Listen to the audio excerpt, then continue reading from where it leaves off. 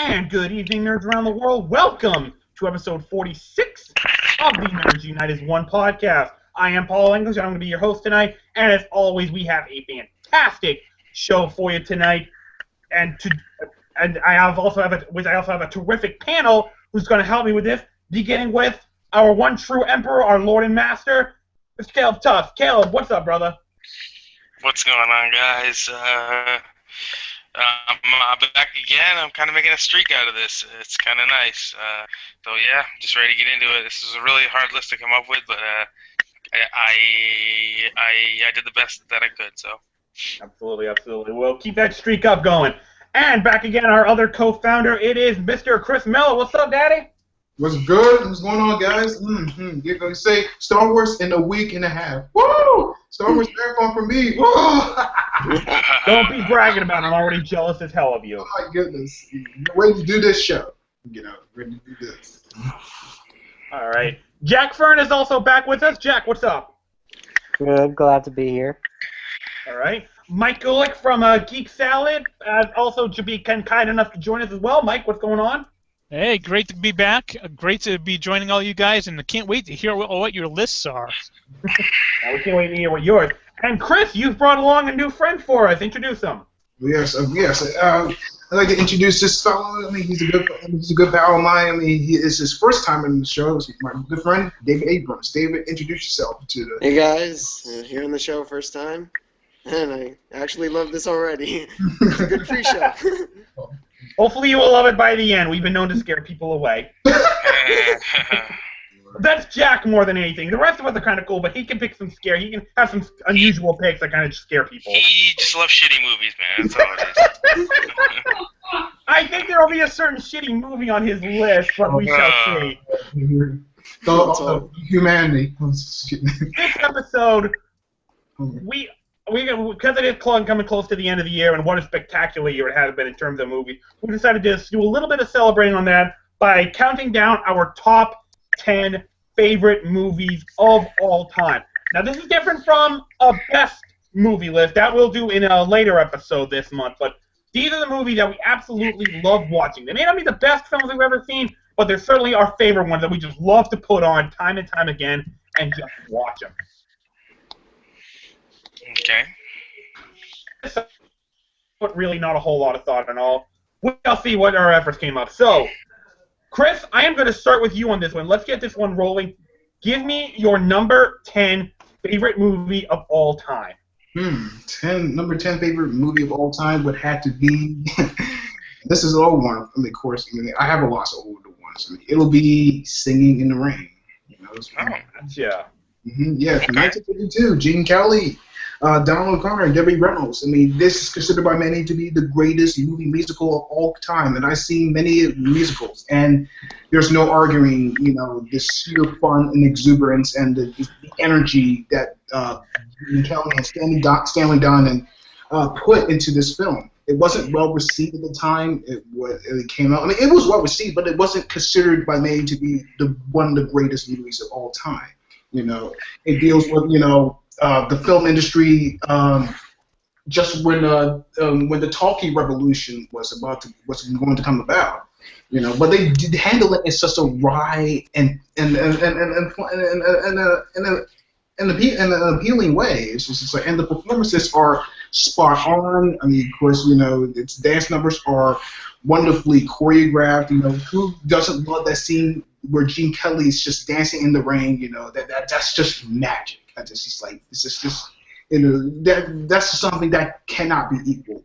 But this is definitely one of my favorites. Overall, great movie. All right. David, you are up next. Give me your 10th favorite movie of all time. All right. Sorry, go ahead. All right.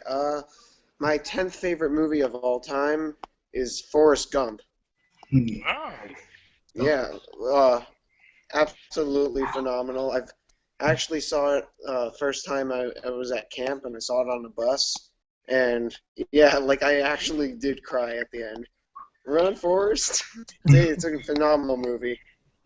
I love it many times, and it's absolutely amazing. Tom Hanks is a phenomenal actor. And yeah, I mean I can't say anything that hasn't been said about it already. Phenomenal movie. All right. Good pick. Okay, Jack, you're up next. Give me number 10 on your list. My number 10 is a God. direct-to-DVD movie, Okay. What movie? which you guys said was okay, Yes. and that is Batman Beyond: Return of the Joker. Oh, good movie. All right. Nice Great pick. Can't argue with that one. Can't I argue with it. mean, Nope. you have a great movie. You have the greatest Batman ever, Kevin Conroy. Mm. Then you have the darkest Joker I've ever seen in my entire life, Mark Hamill. Indeed. Mm. I mean, that flashback, man. You're just a poor boy crying out for mommy and daddy. I would cry if it wasn't so pathetic. I'll laugh anyway. One of my favorite Batman movies. It's a great movie. I can't Oh argue yeah, with I've that. seen that. Can't argue with it. Okay, No Mike, argument. you are up next. Give me number 10 on your list. All right, my number 10.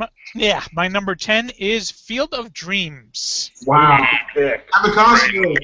Never seen it. I don't I think can you say I've never seen it. I I mean, heard it's awesome. yeah, for me, I mean, Kevin Costner, James Earl Jones, absolutely nailed it. I mean, it's just a movie that's so strong and like just telling you to don't be afraid to take a chance. You know, go ahead, go the distance, and you know sometimes you have to go a little out of your way, and sometimes you have to do things that you never think to make that connection to someone else or even your past. Absolutely. I mean, I'm not going to do any spoiling for the 20-plus-year-old movie, but at the very the end, ending, Mike, is amazing. yeah, at the very end when Oh Kevin my Costner God, does it's It's right here, man. his final line. Yeah. Even today, even after so many times seeing it, I still start to tear up because it's just so Yeah, beautifully done. it is. It's so good. It's too good. I love that movie, Mike. Good point. Give me number 10 on your list. Me? Yes. You ready for me? Save me for last, Paulie? Okay. No, I'm last. Go again. I've already All right. gone. That's I haven't gone yet. yeah, sorry, you haven't gone yet. Okay. All right, so again, Paulie, these are my favorite movies to watch. These aren't the best movies, like you said. So Yeah, number 10 on the that's list, another episode.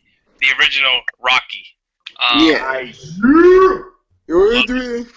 Obviously. I don't know if I've ever seen that. Oh my Oh, gosh. God. Jack, Jack! constant disappointment. My goodness. Oh my God. Anywho, so yeah, Rocky. Love this movie. Love the characters. Love the story, and I love the fact that Rocky loses at the end. You know what I'm saying? Like spoiler, he loses. Yeah. The movie's like 40 years old. You know what I'm saying? It's one of the first movies that I saw that just like got you pumped up and like rooting for the underdog. You know, like yes, Rocky, you can do it. You can do it. You can do it. Just an amazing movie. If for some reason anyone like Jack hasn't seen Rocky, man, check that shit out, please. It's another one where it tells you that the victory is in the journey, not the destination. That's right. I love the movie. All right, Paulie, go ahead. All right, so my number 10 is quite possibly the single funniest movie I've ever seen, if not one of the funniest movies I've ever seen, if not the funniest, and that is American Pie 2. I absolutely love this movie. It is so much fun to put on. The jokes are even better than the first. The story's just as good. Just absolutely fun, fantastic, just an absolute comedic ride from start to finish. I can't get enough of that movie. So American Pie 2 is on that movie. My favorite American Pie film of them all. I absolutely love it. Wow. I Shocking. have an American Pie film on my list. All right, It's probably not one of the good ones, though. It's probably one of It those. probably isn't. yeah, it's spin-offs. probably American Wedding, or yeah, one of the spin-offs. I haven't Alright, seen any of the spin-offs. Okay, good. Okay, you get bonus points. Okay, you get good points for that. All right, Chris, I'm coming back to you. What's number 9 on your list? Number 9 would have to be City Lights. You know, it's from 1931. Charlie Chaplin, Virginia Cherlo.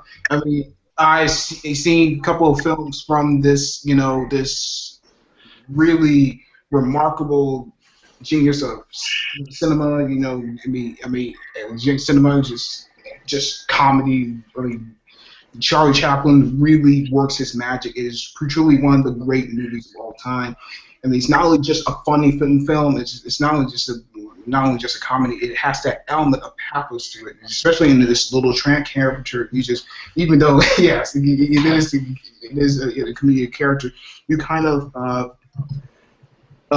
empathize with the little tramp character, especially, and this the comedian. I mean,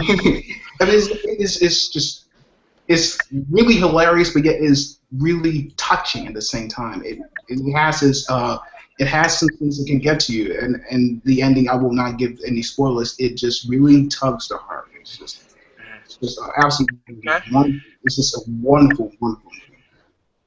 All right, very good pick. David has left momentarily. Hopefully he will come back. But in the meantime, Jack, we will come to you next. Give me number 9 on your list. My number 9 is also another direct-to-DVD movie. Okay. And continuing with the first one, it is another Batman movie. Okay. And Paul, I think you'll love this one. This one is Under the Hood. Under the Red Hood. So low! It's a great movie. Fantastic. It's based on one of my favorite Batman comic stories of the last I've ever read. Has the best storyline I've seen in a long time. Plus, you have Neil Patrick Harris as Nightwing. So anytime you get Nightwing, it's awesome. He is distraught right now, Jack. You just blown his mind right now. He's on the one hand, I'm glad he has it on his list, but how is it not in his top 5? Considering that is the best goddamn Batman movie ever made. Yes, I just said that on our show. Under the Hood was the best Batman movie ever made. How is that not higher on your list? How is that not at least in the top 5? Because, Paul, he couldn't take Eurotrip out, okay? He couldn't put Under the Red Hood over Eurotrip. Hello? Valid. Paul, wait and see what his top 5 actually are before criticizing. Hold on. Please, let's see. I can't only imagine. I can't wait. This ought to be good. Okay, hey, Mike, don't mute that, Mike, because you're up next. Give me number 9. Yeah, I did. I unmuted it right away. Okay. My number 9 is The Avengers. Huh? What? What? 9? It's mainly because I can recognize that the movie is flawed. All right, you can't argue otherwise. It is a great movie. I have fun with it every single time. I love that movie to death. It is still in my top 10, but I mean the first 2/3 of the movie are a little bit low intensity compared to the last fantastic finale. You're blowing my mind right now.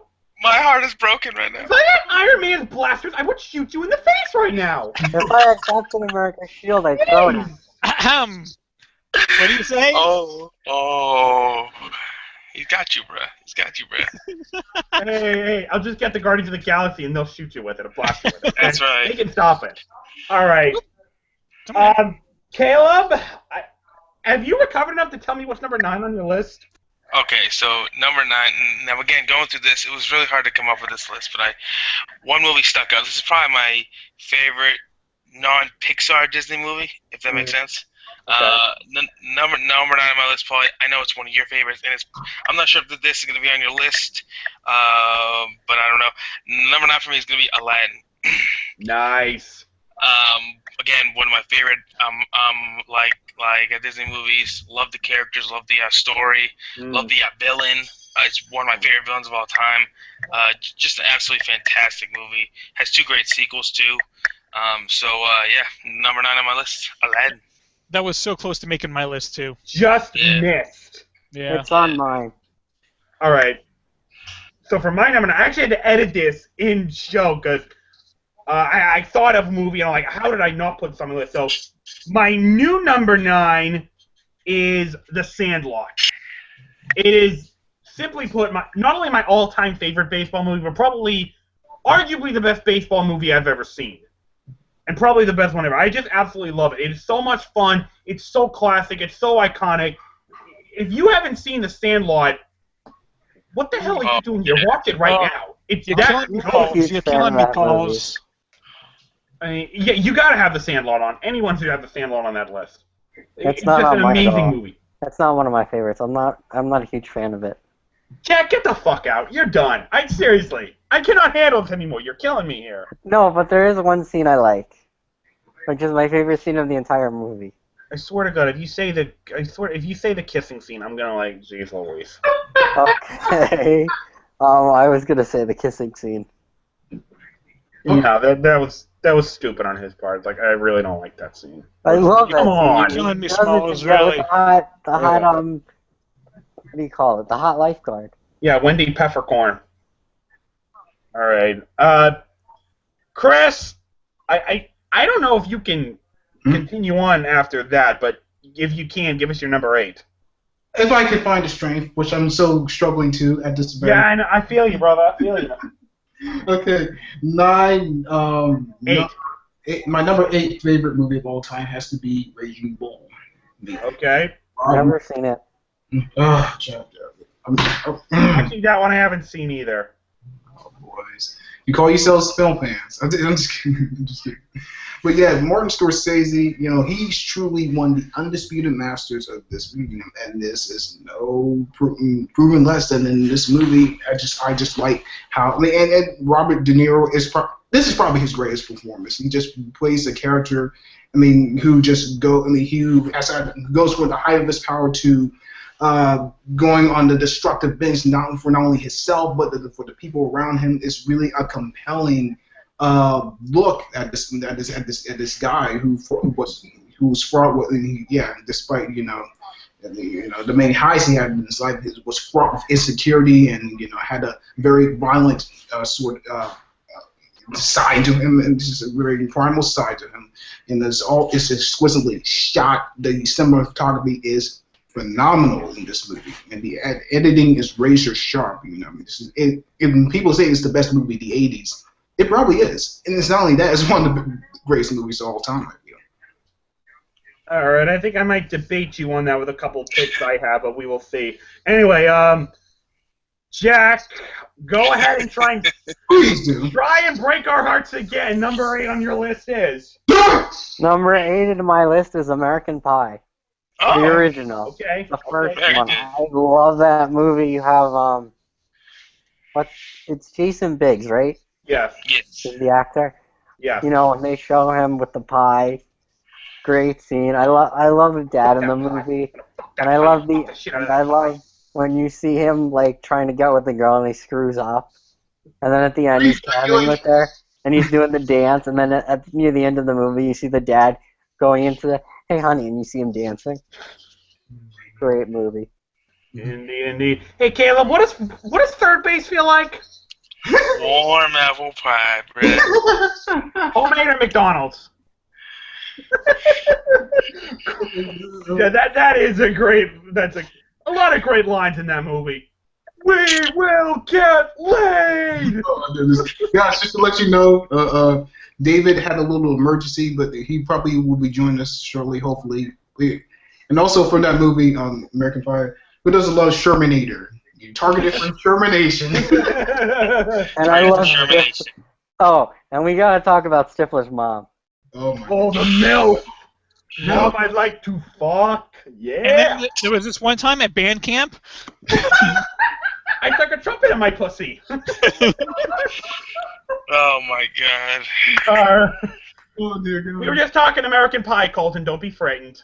I figured as much. It was just. All right. Well, it's nice to have you here. Yeah, what number are we on? We just got to number. Jack just revealed his number 8. So why don't you, real quick, if you have a list, give me your 10 through 8 real quick. Okay, 10 through 8. Number 10 is Captain America: The Winter Soldier, because I think it's an example of how action movies can be done right in this day and age. It's everything a good sequel should be, because it's like the first movie is kind of your standard. It's kind of a standard action film. But this movie, they really ramped up the action, and it really felt like a good contrast to the original film, where the villains were kind of obvious, whereas in this film the enemy was within and whatnot, and the acting was good and the action was done in such a way that it actually did feel like our heroes were kind of screwed and whatnot. I actually bought the danger. coming in at number 9 is Raiders of the Lost Ark. I'm a huge Indiana Jones fan, and everything about it. It's like I said in our Indiana Jones discussion. You can tell it was a movie that was made by guys that love movies, and that's one of my main reasons for enjoying it. In addition to everything about it just being a perfect homage to the films that George Lucas grew up with, I think. In addition to, Harrison Ford being awesome as Indiana Jones. Indeed. And coming in at number 8 is Star Trek II: The Wrath of Khan. Man.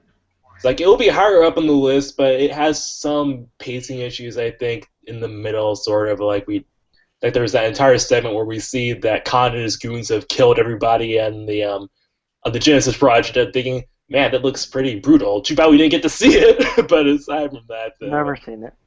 But aside from that, though, it's like I think it's a good example of how sci-fi. Probably one of the first times where a sci-fi movie really just hits it, shows that a sci-fi film can actually be good. It's not just for geeks or whatever. The action, all the space shots were excellently paced and shot. And again, I know I just said it has pacing issues, but you know what I meant. And let's see here. Also, Ricardo Montalban is Khan. He's one of the best villains of all time, I think, as he really got you to.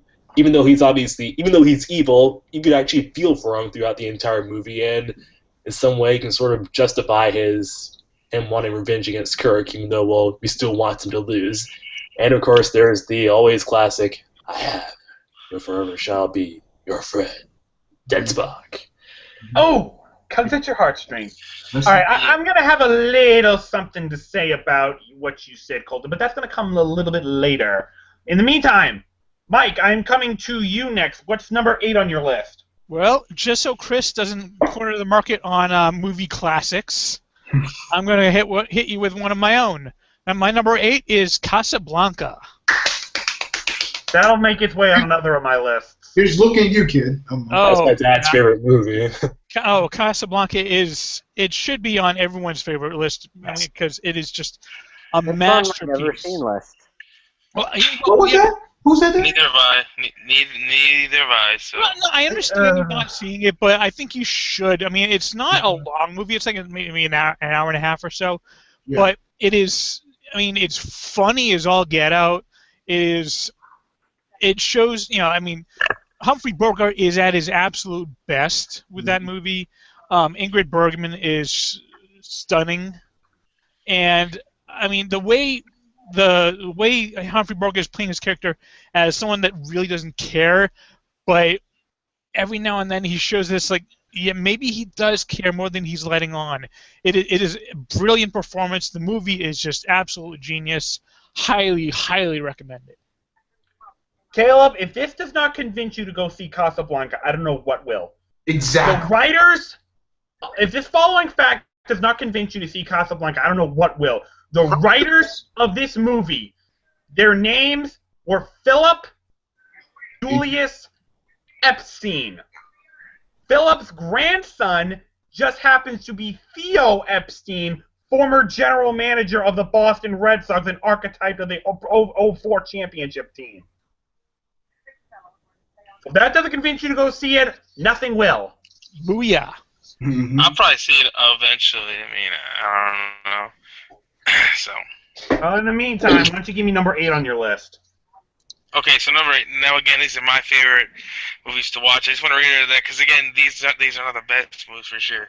Yeah. Number 8 on my list is my second favorite Marvel movie, and that is Guardians of the Galaxy. I love this movie so much. When I first started, it kind of blew my mind. I mean, it has an amazing soundtrack, amazing characters, amazing story. The villain, he was alright, but just the overall feel of the movie is absolutely fantastic. It was close here between that and Cap 2, but again, I just like Guardians a little more than Cap 2. So. All right. My number 8, I imagine everyone's going to have this film higher on their list, but there are just so many films I enjoy more, and that's Back to the Future. Not on my list. Back to the Future was on my list, but not to offer Captain America 2. It just didn't make my list. How can you not love watching that movie? It's just so much fun. I mean, you know, you don't even need any dialogue in that movie. If you just play the theme song throughout that entire film, you'll know it's just an amazing story of fun and exciting adventure. How can you not go wrong with that? And it's time travel. Adventuring with time travel. How can you go wrong with that? It's just a classic, fun adventure movie. It's everything you want in a good movie. It's just everything you need, and I absolutely love it. So. Apart from one thing. What the hell is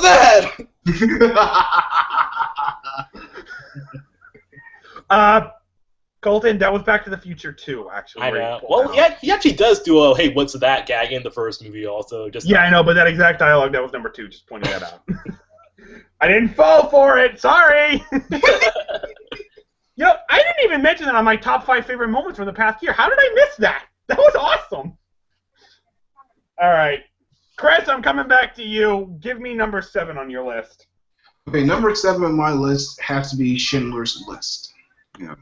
Schindler's List is a phenomenal, I'm ashamed to say I've never seen it. I really should. I've never seen it either. Be prepared to have your heartstrings pulled. That's what I've heard. Oh my goodness. But still, it's just brutal and uncompromising in this depiction of one of the most tragic events in our history. That is the Holocaust. You know, and Steven Spielberg addressed it with such care and investment, and the performances are really, really unbelievable in this movie, especially from Liam Neeson, who undergoes quite an arc, you know, in this film. He's just a man out for his business, you know, and until to the end of the movie, you know, he's riddled with guilt, you know, because even though he saved the lives of so many Jewish people, I mean, he still feels a sense of grief that he wasn't able to save many others. It's wonderful to watch, and Ray Fiennes as Amoff has to be one of the most monstrous of characters ever portrayed on film. But yeah, the movie is beautifully shot. It's just like it has great acting. It's just like, and it has a terrific screenplay. It's definitely one of the most powerful movies. On that World War II note, Chris, I do want to. I forgot to do this at the beginning of the show, but I do want to take a moment to recognize what today is. It is the 74th anniversary of Pearl Harbor, the attack on Pearl Harbor. Take a moment to say rest in peace to all the brave men and women who lost their lives that day. Tragic attack, but it ultimately had it's hard to say positive outcome because it got us into the war and we kicked the shit out of the Nazis and those Japanese bastards who bombed us. So, you know, rest in peace to all of them. You will never be forgotten. I want to bring that up. I forgot to do that. My apology. All right. So, Colton, I will come to you next. Give me number 7 on your list. Number 7 is Alien, because in space, no one can hear you scream. And Alien is... It's like one of my favorite horror movies ever because, well, first of all, the Nostromo is one of my favorite sets in a movie because it's just something about it feels very uncomfortably claustrophobic, and it feels like any minute the alien could come jumping at you. And yet the alien is actually, well, not in the movie all that often, but I think that really adds to the horror.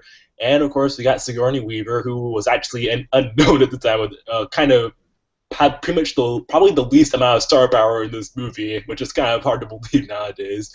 But she did a great job in this film, and I loved how, like, towards the end, you can really feel just how drained she is from trying to take the alien out. And the scene where she's trying to escape from the Nostromo as it's about to blow is also a classic bit of a classic movie scene, in addition to the bit where the alien, or the xenomorph, okay, it's not technically called a xenomorph, but, well, it's a corresponding name than an alien, where it kills Lambert and I can't remember the other guy's name. But it was Parker. Yeah, that was very disturbing to say the least, and it just goes to show that when it's done right, horror can be a very effective genre. I think it really just makes my skin crawl, and I love it for that. Mm-hmm. Nice.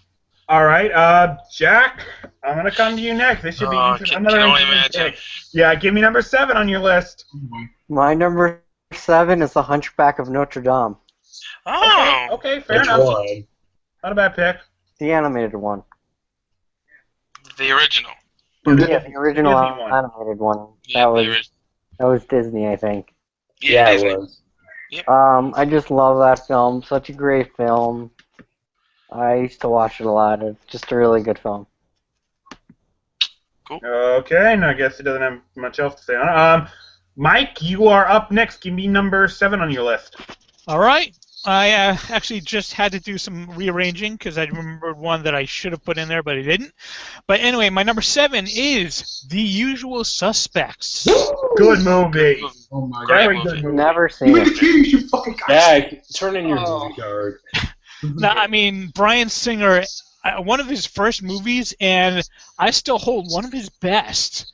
It is just such, from start to finish, it is a brilliant whodunit. I mean, and right up to the last, hell, I had actually been quasi-spoiled about the ending before I'd seen the movie. And even with that, when the ending happened, I did not see that coming. I mean, hell, even with it being spoiled for me, I was still shocked the hell out of it. I mean, it was. And that last, yeah. Yeah, the last just few The big moments. twist at the end. Yeah. One of the like the best twist in a movie ever. I mean, I agree. I agree. Yes, I love that line that Spacey gets at the end. So the greatest trick the devil ever pulled was the only will he didn't exist. Yes. Like Yes. Kaiser Soze, man, so good. It is Kaiser Soze.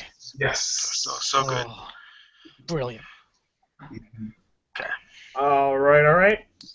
Caleb, you're up then. Give me number 7 on your list. Okay, Paul. I know for a fact that this is going to be higher on your list.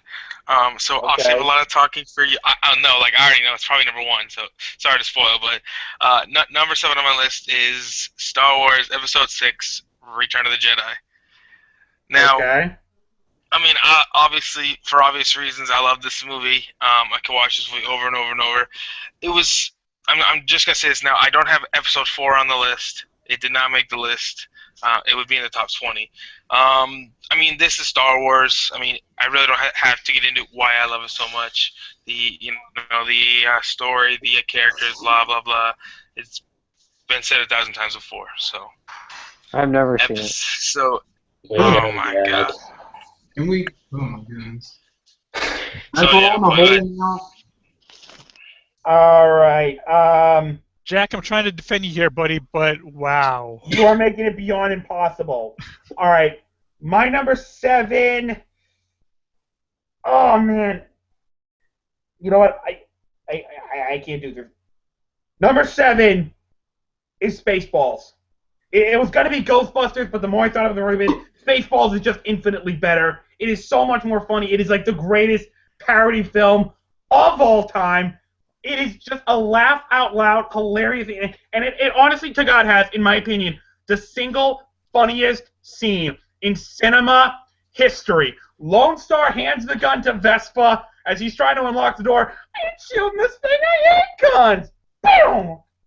My hair! He shot my hair! Son of a bitch! I think the best line from that is, "Evil will always win because good is dumb." Well, I mean, Let's not forget, Paul, I'm your father's brother's nephew's cousin. I mean, Paul, there is so many good lines in the movie.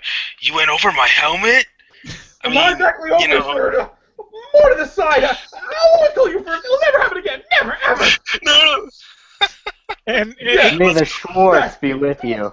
it's a small line, but fool you. Oh, Don't forget about Ludicrous Speed. Oh, God. They've gone to Plaid. I mean, it's just amazing. No, Mel fuck, Brooks at his fuck. best. I'm sorry, it just is. We have to Well, comb the desert. no, but Literally. the best one. But now, if I remember this, was it? She went from suck to blow. Was it? It's Mega Maid. She's gone from suck to blow. Come back here, you fat bearded bitch.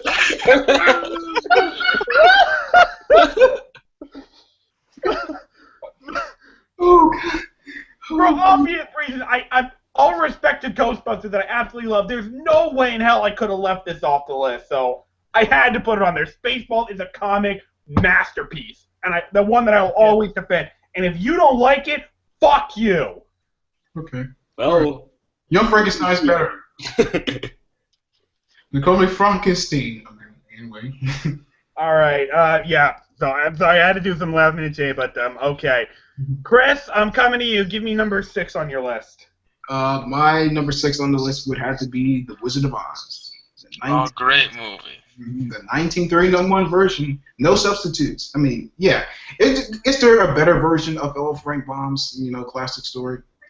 Probably isn't. This is probably the definitive version, the more iconic version. Judy Garland is an absolute delight as Dorothy. I mean, she's just full of verve and vulnerability. It's just like you're utterly you're so utterly involved in her struggling to get back home, because you have classic characters like the Tin Man, the Scarecrow, the Cowardly Lion, all played, brilliantly by Ray Bolger and Berlar and Jack Haley.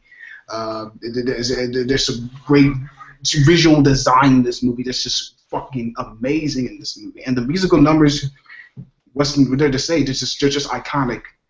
If I only had a brain, if I only had a heart. It's just like these, of course, Over the Rainbow. That's a timeless tune. If you want to hope. The Red Yellow Brick Road. Mm-hmm. Follow the Yellow Brick Road. No, we're not gonna do that. I wasn't terrified of the flying monkeys. I was terrified of Oz. Yes. And of course, the infamous conspiracy theory that one of the flying monkeys hung themselves on set. What? One of the Munchkins did. Oh, sorry. Those are probably urban myths. Oh, it is. It didn't happen. It was like a set design that looked like one of the Munchkins hung himself on set. Right. Sorry, Chris, but I really hate this movie. I'm not a fan of it hate either. that movie. Why? What is wrong with you guys? Oh my God. I'm actually Mike, bruh. Oddly enough, I'm actually more of a fan of Return to Oz. That's a good movie, though. I'm just not a fan of musicals. It has like some interesting elements, but a little too dark, I guess. Yeah, well, that's what I preferred. Yeah, but all in all, it's a delightful, magical movie that will never wear its charm. All right. Colton, I'm coming to you next. Give me number 6 on your list. Number 6 is Yippee-Ki-Yay, Die Hard. Nice. This isn't just an action movie. This could be the action movie. I mean, Bruce Willis in his probably one of his most recognizably iconic roles. I mean, Alan Rickman, a.k.a. Severus Snape, as the villain, he's just has so much charm to him. It's awesome, and like every single stunt is like perfectly done. And man, the one-liners are great. It's like the cops are like during that one scene where he's trying to call for help, and the cops are like, "Excuse me, this channel is reserved for emergency channels only."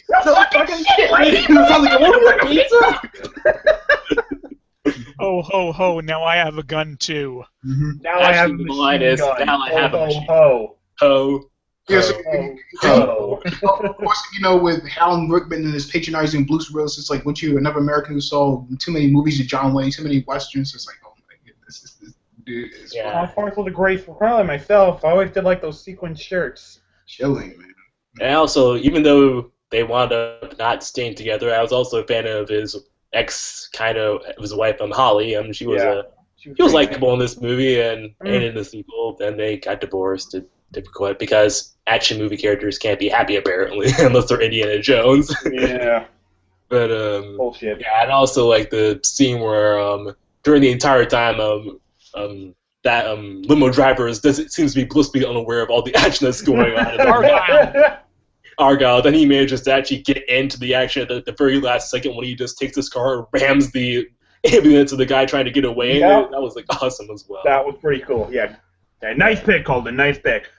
All right, we're off to another interesting pick with Jack. Give me number 6 on your list. My number 6 is Alvin and the Chipmunks. Bruh. Okay. Which one? The first one. It better be the first one. The first. I am kidding, of course. Oh, God. Jack, I was going to defend that one. No, my number 6 is Aladdin. Okay. Aladdin. Oh, Okay, that's good. All right. Such a great movie. I mean, Well, you have really Robin bad. Williams Genie. You have some great songs. I can show you the world. Who knew what? Yep. That's a It's wedding a song. great movie, and I hope they never remake it. Yeah, they better not, or I'm gonna be fucking pissed. You know, Caleb, I got a feeling that when you and Gretchen get married, A Whole New World's gonna be your wedding song. That's the one you're gonna dance to. Oh. Hey, I'd be down for that. No, it's not. But I'm shaking my head very hard now. she's shaking her head no. She's saying no, it's not happening. Okay, I'm back. My computer Okay, decided maybe- to be stupid. I don't know. Maybe I Don't Want to Miss a Thing by Aerosmith. You could probably do that one, but I don't want to miss a thing. It's a good song. all right. Mike, I'm coming to you next. Number 6 on your list. All right, this is the one I kind of had to change everything around for because I realized I didn't have a Steven Spielberg movie on my list. All right. Didn't have that. Can and you so guys see me? no, we can't. Not do right that. now, no. I'll be So right back. I went with my absolute favorite Steven Spielberg movie, Jaws. Oh, okay, good movie. You're going to need a bigger boat. Oh, my God. I still have not seen that movie in its entirety. What is wrong with Have you seen the end at least? Oh, dear God. I think I've seen the ending. I mean, I've seen like I thought bits you were and gonna say pieces E.T. and I throughout. was like, ugh. yeah, I mean, it's the. I mean, well, E.T. came close, believe me.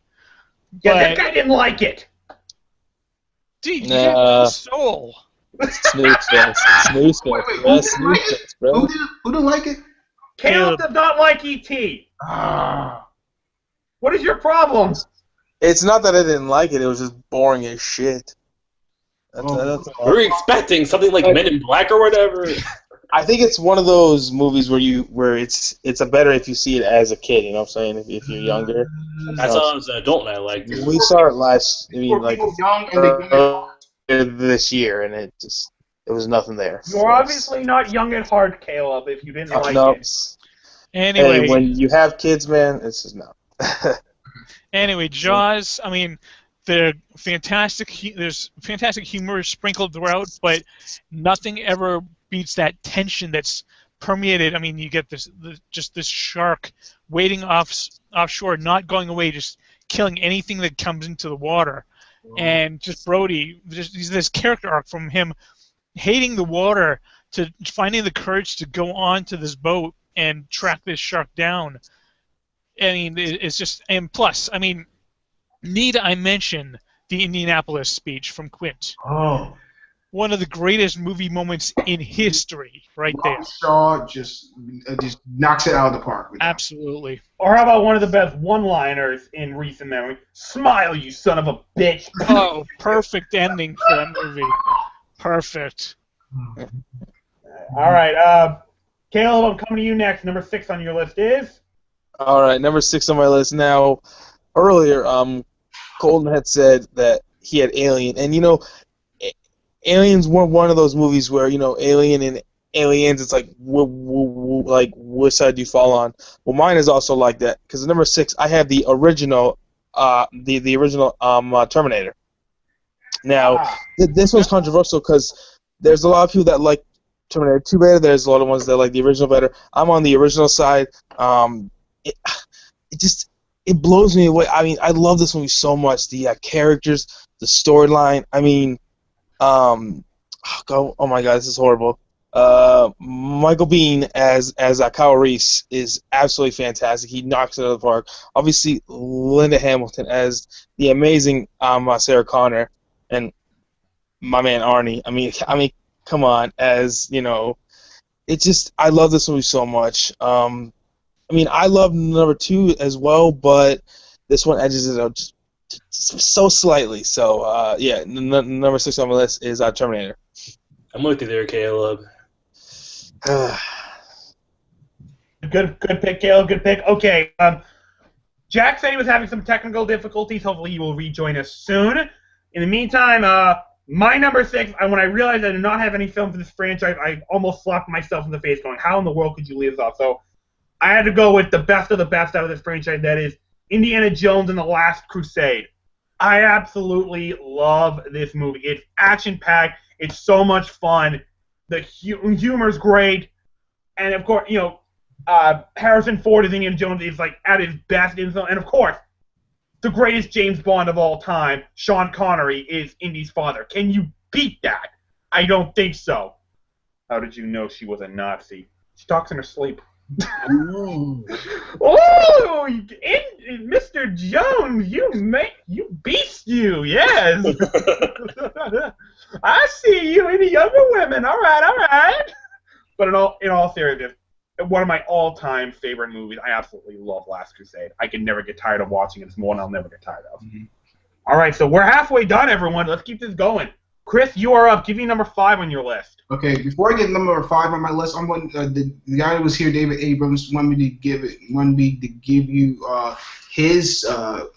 tell y'all his list of his top 10 favorite movies of all time. Of course, he said number 10 is Forrest Gump. Number 9 on his list is The Shawshank Redemption. Number 8, The Wolf of Wall Street. Number 7, Interstellar. Number 6, The Lord of the Rings, The Return of the King. Number 5, The Empire Strikes Back. Number 4, The Godfather. Number 3, Die Hard. Number 2, The Dark Knight Trilogy. And number 1, Terminator 2. Pretty good list. All right. Well, hopefully he'll be able to join us for another show. We shall see. Okay. All right, go ahead. Well, number 5 on my list has to be Lawrence of Arabia. Mm-hmm.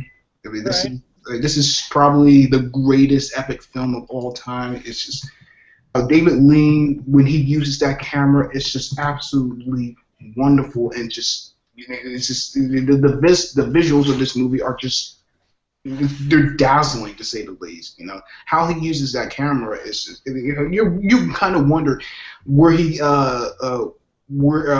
how he comes up with this mind of how in his mind he comes up with these amazing shots, and the vistas in this are just incredibly well chosen. Peter O'Toole, the great Peter O'Toole, in his debut film, he captivates the screen for you. Absolutely, it's this very enigmatic figure. You know, he was. And then the progression he goes through this film is nothing short of astonishing. You know how his art goes throughout the film. You know, and of course you have great supporting players. Okay, you have Al Guinness, Obi-Wan Kenobi as Prince Faisal. Of course, you have the great Anthony Quinn, Jack L. Hawkins, Jose Ferrer, and of course Omar Sharif. You know, God rest his soul. You know, they round out an extraordinary cast, you know, in this monumental movie. Shame I don't have 3-4 spare hours to watch it, because I'd really like to. It just it's so long. Mm-hmm. And I think I got like the extended edition on Netflix. Like I want to see it, but I don't have like 3-4 hours free time to watch it. Not with my schedule. Dude, it's worth it. I keep telling you about the Lord of the Rings trilogy. It is worth it. We'll see. Maybe Caleb and I'll have some kind of movie marathon if I get a chance to visit him next summer. All right, Colton, you're up next. Give me number 5 on your list. Number 5 is Alfred Hitchcock's Rear Window.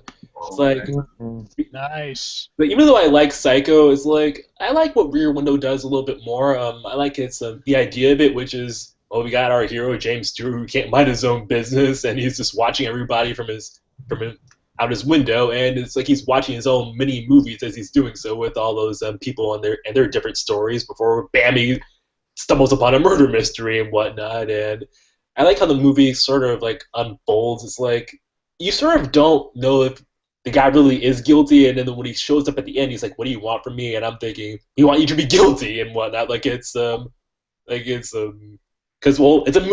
we the audience wanted to be guilty, and Jimmy also wants him to be guilty. Like it's his own personal film, like I've been saying and whatnot. And of course, we got Grace Kelly, who even though she's mostly there for fan service, I like how she does get into the action throughout the movie as well. How she actually sneaks into the killer's apartment to get some crucial evidence.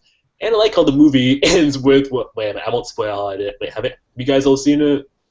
I've seen it. Never mind, I won't spoil the ending just in case our viewers haven't, but it's a pretty fitting end, I think, among other things.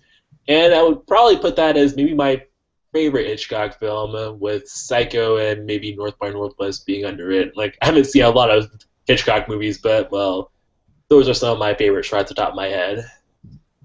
All right. Mike, you're up. Give me number 5. Well, first, my favorite Hitchcock is probably The Birds. That's a good one. All right, but anyway, my number 5. Well, Paul, with all respect to Spaceballs, which I absolutely adore Spaceballs, I think this one is a little bit better of a parody movie, and it's older than Spaceballs as well. Airplane. Okay. Oh, good movie. Surely it can't be serious. I am serious. And don't call me Shirley. Thank you. I mean, for me, the reason I chose that one as like my favorite parody film is because every single line has got a zinger that you just can laugh and quote endlessly. I mean, Spaceballs, same thing, but there are a couple of jokes that I think don't really hit as well. Airplane, I can't think of a single joke that doesn't hit me right in the funny bone. And even all the visual gags, like right as it opening, you see the wing of the plane go through the clouds, and you hear the Jaws theme. It's just a brilliant film. Plus, you get to see Robert Stack completely go blitzkrieg on a bunch of Harry Krishners, which is rather amusing as well. I think that movie's on Netflix. I should probably check it out at some point. It's fantastic. Yeah. All right. Caleb, you're up. Give me number 5 on your list. All right. Well, Paul, I have to thank you. You brought this movie up, and I mean, again, I put this list together extremely fast. I totally forgot about it. Number 5 on my list is Ghostbusters. God, I love this movie so much. I mean, again, the characters, the storyline. I mean, everything about this movie, it's so goofy, it's so great. Like, I could see myself doing something like that. You know, I could see like me and Paul and a bunch of you guys just doing that. I mean, it's a movie that I relate to so much. It's just one of my favorites. And it's just absolutely fantastic. Had to be on the list. I totally forgot about it until and I was like, how can I not have Ghostbusters of all things on my list? To this day, I still use the phrase "mother puss bucket." Yeah, I use that a lot too. Believe it or not, I'm like, oh, mother puss bucket. Yep. Nobody steps in a church in my town. 1, 2, 3. He's lying to me. Oh my goodness. Real quick, Paul. I wanted to say to everybody what I replaced on my list, Paul, because I think it's kind of interesting. You know, everyone that knows me, Paul, knows how much I love science fiction and superhero movies and action movies and all that good stuff. The one movie that I took off my list for Ghostbusters, you could kind of say it's kind of a chick flick. I don't know. I don't know if anyone's here. Fried Green Tomatoes? Fried Green Tomatoes, yes. Yeah, that's what I have talked about it before. It's one of my favorite movies of all time, guys. Check it out. It is kind of a chick flick, but every time I watch the movie, I cry. I really do. Honest to God, the ending gets me. It's my favorite Kathy Bates movie, even over Misery, which I also love. Yeah, if you guys haven't checked that out, I just want to mention that. It's the only like non-superhero action film on my list, but it had to go for Ghostbusters. I mean, it's not going to be an over Ghostbusters, so yeah. Yeah.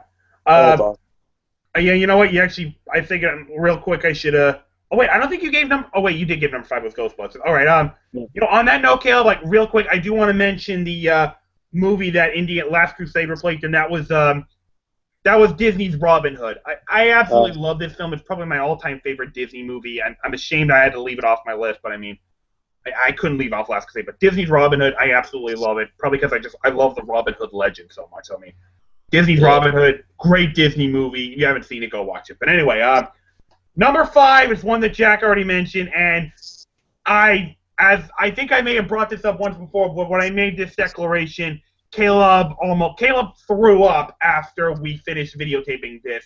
Number 5 is Batman Under the Red Hood. It is just absolutely fantastic movie that I love in every single way. And yeah, getting into more detail, when on our former fan page, which we sadly had to get rid of, I made the declaration that Batman Under the Red Hood is, in my opinion, the greatest Batman movie ever made, and Caleb threw up after we were recording. He could not stomach it, but I'm dead serious about it. I think it's the best of them all. The storyline is perfect. The action is great. You knew it was coming, but you were still blown away. Everything about this movie was just so incredible. My only complaints were Kevin Conroy wasn't Batman and Mark Hamill wasn't the Joker. But those are like little nitpicks. Other than that, this movie was nearly perfect in every way. You cannot go wrong with this movie. It is absolutely fantastic. But you have to go see Under the Red Hood. It is a stellar movie and prove that DC's live-action universe may be hit and miss. Their animated movies kick fucking ass. Yeah, they're And that is the defining staple of it. Yeah. Ain't gonna argue with that. All right, Chris, I'm coming back to you. Give me number 4 on your list. All right. Number 4 on my list is Raiders of the Lost Ark. The Yeah. original film that introduced Indiana Jones. You know, I mean, it's just Raiders of the Lost Ark is immensely entertaining. You know, it's got fantastic action sequences to it. Terrific humor to it. You know, Harrison Ford, the iconic Harrison Ford, in one of his most memorable film roles as the daredevil archaeologist. You know, from the opening sequence to the end, it's just like it utterly just like puts you on the edge of your seat. It's just, I mean, like I said, there's a childlike playfulness to the movie, but yeah, it is so imaginative and inventive. It's just like Spielberg and Lucas, you know. I mean, of course, you know. I mean, this was inspired by their childhood love of Saturday matinee serials, and it really, really, really shows. It's just, the movie is just a terrific thriller. I think it's undoubtedly entertaining and one of the best movies ever made.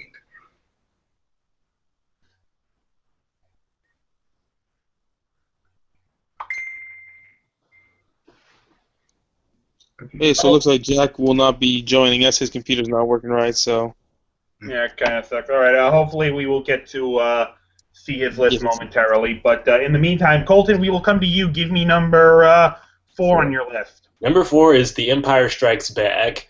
So, yes, The Empire Strikes Back. Anyway, like this movie, like Cap 2, it does everything that a good sequel should. It majorly expands on the mythology. Like I said in our Star Wars conversation, we had only a very minor, vague understanding of what the Force was. This movie gives us such a better understanding of it, and the way that Frank Oz plays Yoda, you really just buy everything he says about the Force and how it's something grander than we ever could have expected it to be. I mean, the scene where he lifts the X-wing out of the swamp and Luke's like, I don't believe it, and Yoda just simply says, that is why you fail. Bam! Man, that was awesome. But another thing I liked about this movie is that it just. You can tell that this movie has a larger budget than the first because the effects team just manages to make every set piece and action scene much bigger and grander in skill and whatnot. Like the Battle of Hoth, that's one of my favorite fight scenes in movie history. It also goes to remind the audience that yes, the Empire actually does know how to fight when they're under competent leadership. So people can stop making fun of them for the whole fact that the stormtroopers are bad shots and whatnot. And the acting is significantly improved. Like I said in our Star Wars conversation, the characters have more defined personalities. Like you can tell they're kind of more stockish characters in the first movie, which isn't a problem or anything. But in this movie, they go further with this. Especially Vader, he was kind of just the traditional bad guy, whereas in this movie he's still the traditional bad guy, but he has a larger sense of authority. The way he just casually kills all of his subordinates, and of course there is the classic "I am your father" scene. I mean, the way that Luke is just utterly broken by that reveal. And it looks like you really do get a sense that all hope is lost when this movie is over. You're just as drained as everybody else is once it's all said and done. It's one of the best the villains win films in cinema history, I think. Yoda's line is the ultimate Jedi bitch slap. Yeah. When he lifts the ship out of the warm, but I don't believe it. It's like, this is why you fail. Yeah. All right, Jack, welcome back. We were worried we may not see you. Yeah, thanks. My computer finally just started to work again. So. That's right. All right. Very, very quickly, we're up to number 4, so super fast. Give me 5 and 4 on your list. Quick explanations. Wait, we just did 4? We're on number 4 right now, so super quick. 5 and 4. Go. Oh, my number 5 is Peter Pan. Which one? The first, the animated one. Okay, the Disney one. Okay. Yeah, I love that film as a kid. It's such a great film. I mean, it just had a great story of a kid who didn't want to grow up and he could fly and fight Captain Hook, and then you had the crack weight his hand. And then you had the great first mate of Captain Hook, Smee, I think his name is. Smee? Yeah, and then Okay. my number 4 is one of my favorite comedies. There is Something About Mary Oh, great movie. with Ben Ben Stiller. Stiller Ben Stiller. I can't remember the guy's and name. Cameron Diaz, yeah. Yeah, such a great movie. I love the one part of the movie where they tell him, you should jerk off before the date comes. So he does that, and he doesn't know where it goes, and it winds up in his hair. And she shows up to his door and it's like, "Oh, is that hair gel?" And she takes some off his head and puts it in hers, and you see her hair just like stick up. Such a funny movie. Yeah, and who can remember? Who can't forget Puffy? When he tears Ben Stiller apart. All right. Mike, you're up next. Give me number 4 on your list.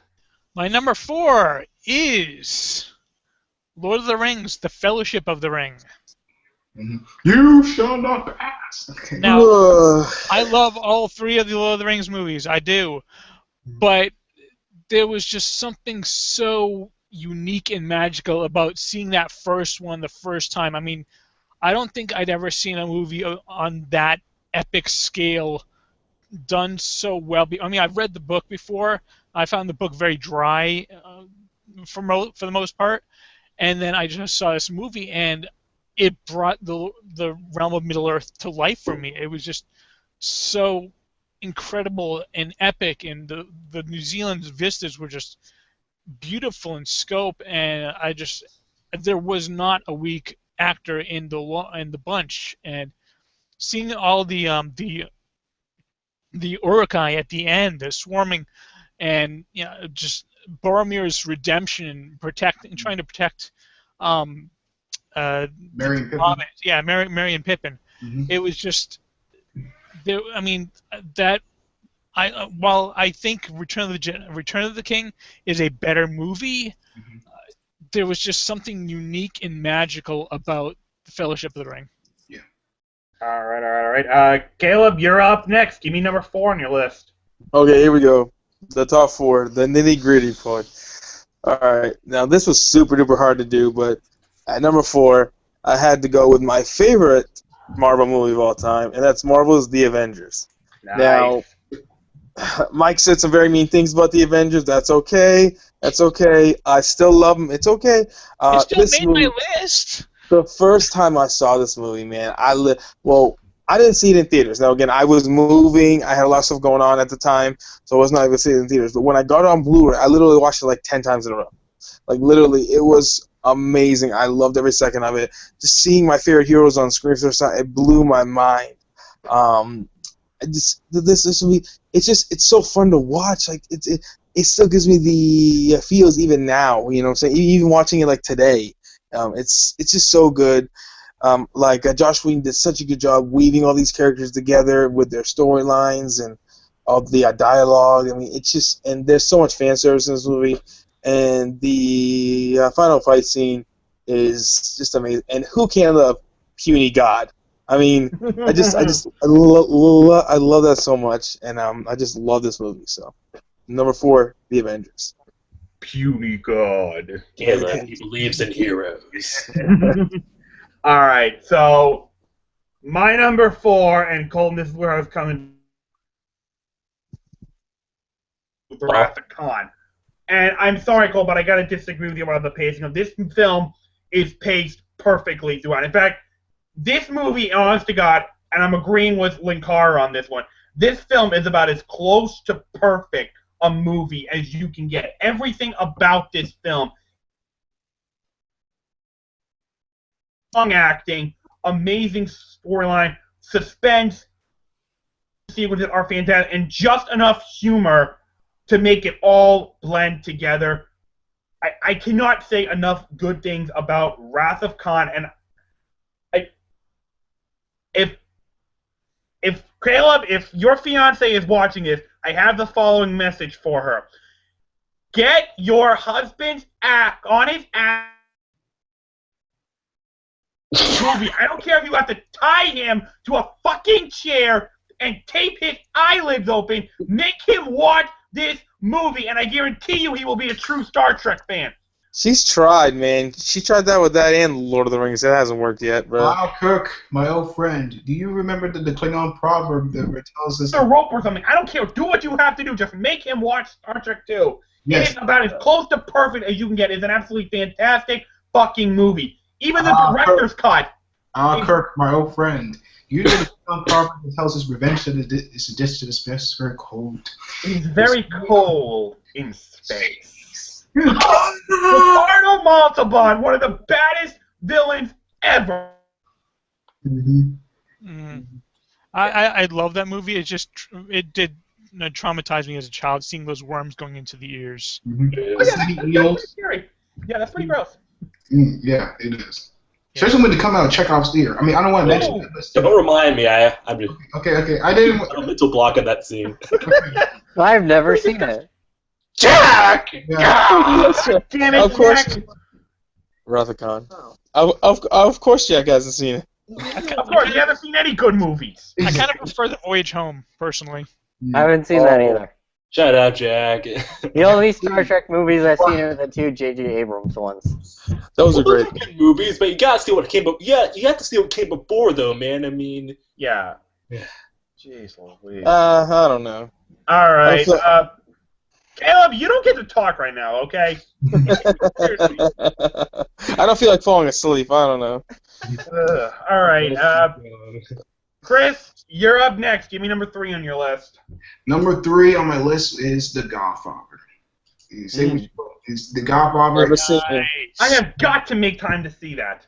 I've never seen I it. told you this. I've never seen I one, 2, or 3. anything. I own them. I haven't Have you seen seen it. I own them too, but I've never seen them. Hey, Paul hasn't seen it either, so why am I getting all the hate? Because you haven't seen anything worth of value. I mean, okay, I'm not gonna go on further with you, but yeah, Godfather is splendid. It's splendid. You know, what can you say about Godfather? It's just like. It's just wonderful movie. It's just like really directed by Francis Ford Coppola. Deals with this crime family, you know. Of course, the Corleones, you know. Of course, the patriarch played by the legendary Marlon Brando. Who can go wrong with? I'm gonna make him an offer he can't refuse. Definitely.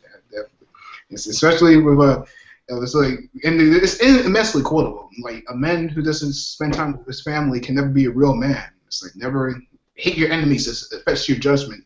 And I also love leave the gun, take the cannoli. So. Hey, Chris, I think we'll have to make sure that Jack sleeps with the fishes. Or gets a head. Let's make sure we don't have. We'll just make sure we don't send him a horse's head. I mean. Yeah, I was just gonna say that you should probably do that instead. Hey, shouldn't Paul get it too? He hasn't seen it either. No, he's making time to see it. I at least own it. He's I making own the time. whole trilogy. That's even worse. The third is just yeah, the first. we know the third isn't all that great. Yeah, but it's still. I mean, the third doesn't quite reach the heights of the first two. Yeah, even though 2 is a better movie. One is just, I think it's more tightly plotted, and it involves you in so many different ways, you know, especially, you know, and talk about a cast, you talk about James Caan and John Cazale and Al Pacino. Al Pacino, of course, Al Pacino as Michael Corleone, you know, a huge rapper, tragic figure. I mean, you have to see these movies and how he goes to this bright, optimistic kid, you know, to his integration in the third one. It's just a marvelous set of films. You know, Francis Ford Coppola really struck, you know, cinema and history with this movie. It's brilliantly shot, you know, and it elevated the profile. It elevated the gangster genre to new heights. You know, it's immensely influential and one of the greatest movies ever made. All right. You know, I just really, you know, top 3. Now we're getting to like the best of the best here on our list. So, Colton, keep it going. Number 3 on your list is American Graffiti. Yep, another George Good Lucas movie. Oh my God. But yeah, like American Graffiti, it's a pretty simple film, but I think the beauty is in the simplicity. Like I just like the story. It's about a bunch of kids and they're like last day, but I'm just going out having fun and doing stupid stuff in the middle of the night and whatnot. But I think the acting is so great that you can really relate to all the stories and whatnot. And we got Ron Howard, we got Harrison Ford. Okay, he's not, well, it's kind of not as important as his other roles with Lucas, but it's still pretty cool. He's like it's kind of a precursor to Han Solo. He's got the cool car. He's pretty cocky and whatnot. Yep. And I just really enjoyed just watching this. And probably one of my favorite parts of the story was that the story where that that guy gets unwillingly saddled with that teeny bopper 13-year-old by her sister and whatnot. And he's he totally hates the fact, but as the night goes on, they actually start getting along slowly but surely. And that was strangely heartwarming for some reason. Of course, there's the epilogue where it's revealed that not all these guys suffered some rather not good fates, but that's life for you, I guess. Indeed. It's like what someone might classify as a random events plot, where it's basically just a story about nothing important, but it works, I think. Fun fact about that movie. George actually made it on a dare. Really? Yes. Throughout his time at USC, he was so much into serious, thought-provoking, psychologically conflicting movies. In fact, his first theatrical film, THX 1138, was very much like that, a thought-provoking that he did in Zoetrope, which is Francis Ford Coppola's company. And then when he formed Lucasfilm Limited, Francis noticed that trend of his, hey, George, I bet you can't do, with all your film, I bet you can't do just a silly, warm, fuzzy kind of comedy. And George was like, well, okay, I'll do that. And that was American Graffiti. Which I've never seen. It went... Damn it, Jack! Can we not?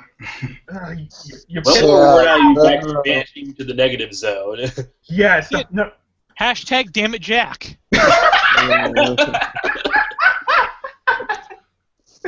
Okay.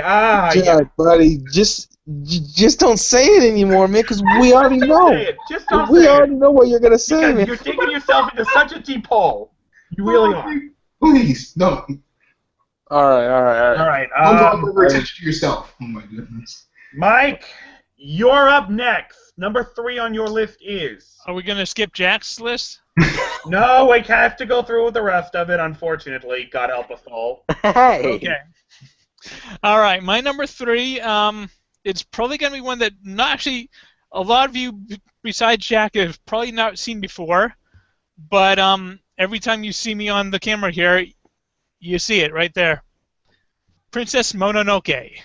Miyazaki. Oh my God. Oh yeah, it is one of the greatest animated films I've ever seen in my life. It is done by the Japanese master of animation, Hayao Miyazaki. It was made in the 90s, and actually I saw the first completed dub of it at the 1999 Comic-Con. And it was the dub was actually written by Neil Gaiman. Oh.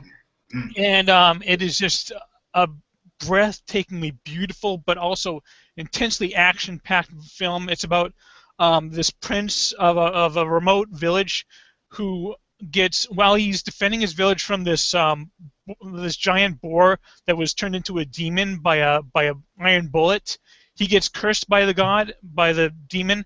And so he has to leave this village and venture out and try and find a cure for his curse before it consumes him. And as he does so, he tracks the bullet down to this town, where they make iron.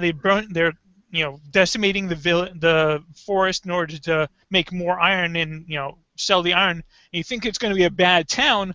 But the leader of it is this woman who hires all these prostitutes and lepers, people that are outcast from everyone else, and she gives them a job, she gives them a purpose, she gives them being, and it becomes this whole trying to find this medium between civilization and nature, and the artwork is just breathtaking. Seeing the this giant spirit god, like every night it kind of grows and becomes the night sky, and then during the day it comes down and becomes this animal that walks through the forest. It's just is amazingly beautiful. I mean, I know probably a lot of you have not seen it, but I highly, highly recommend it. It is such a fantastically action-packed movie, and it's actually one of the few cases where I find the dub is actually a little bit better than the subtitle, the original Japanese, because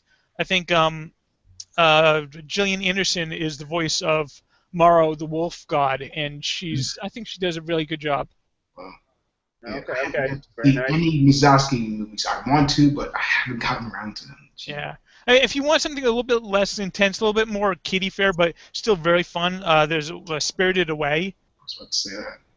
It's still a fantastic movie, but for a little bit more adult, a little bit more intense fare, I absolutely cannot recommend Princess Mononoke anymore.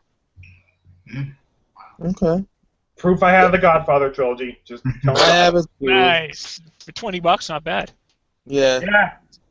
So the All because of me. deal. Thanks, though. That's cool. Yeah, thanks to you, Caleb. I was able to get it. All right. On that note, Caleb, give me number 3 on your list. Okay, number 3. Now this is the real nitty gritty. Number 3, The Empire Strikes Back. My favorite Star Wars movie. Yeah, I know. Number 1. No. There's 2. Now again, these are my favorite films, and these are my favorite films to watch. Well, you know what I'm saying. So, I mean, I love watching this movie, but if I'm gonna watch this movie, then I'm gonna watch the entire trilogy. You know what I'm saying? If that makes sense. It's hard to watch this one standalone. It's hard to watch this one standalone. You know. No, you're right. I either have to watch this one and then 6, or I have to watch all 3 of them. It's just how it is. But again, I think Colton already went into a bunch of why this movie's amazing. But yeah, I just love it. It's my, as of today, it's my favorite Star Wars movie. That might change in a week and a half when I see, the new Star Wars on opening night. But as of right now, it's my favorite Star Wars. So. Yeah, can't go wrong. All right. My number 3 is Marvel's The Avengers. I mean, it's just action-packed, fun as hell. People have already brought it up, all the good about it. I mean, it's just... And I know, Mike, the story is kind of thin, but it's not supposed to be a story-driven movie. It's supposed to be about your favorite superheroes finally coming together and kicking some major ass, and it delivers on it. It explodes your action-pack. You never get tired of the action. There's enough humor to keep it good. It is a perfect pop. It's almost a perfect movie. Like a perfect summer movie. It's what summer movies should be. List. Come on, guys. Yeah, I know, but the fact that it was so low. Come on now. Yeah, man, that hurts me, man. You know how many movies I had to take off my list in order to get the Avengers on there? I had to sacrifice some good movies too. Okay, I left off Ghostbusters. All right. I had to take off Serenity. All right. But yeah, I mean, you talking about Firefly? Yeah. Oh my goodness. Yeah, I had to have the Avengers up there. That was no problem. All right. Now we're getting to the real nitty gritty stuff. I don't think we ever got Jack's number 3. Yeah, I didn't.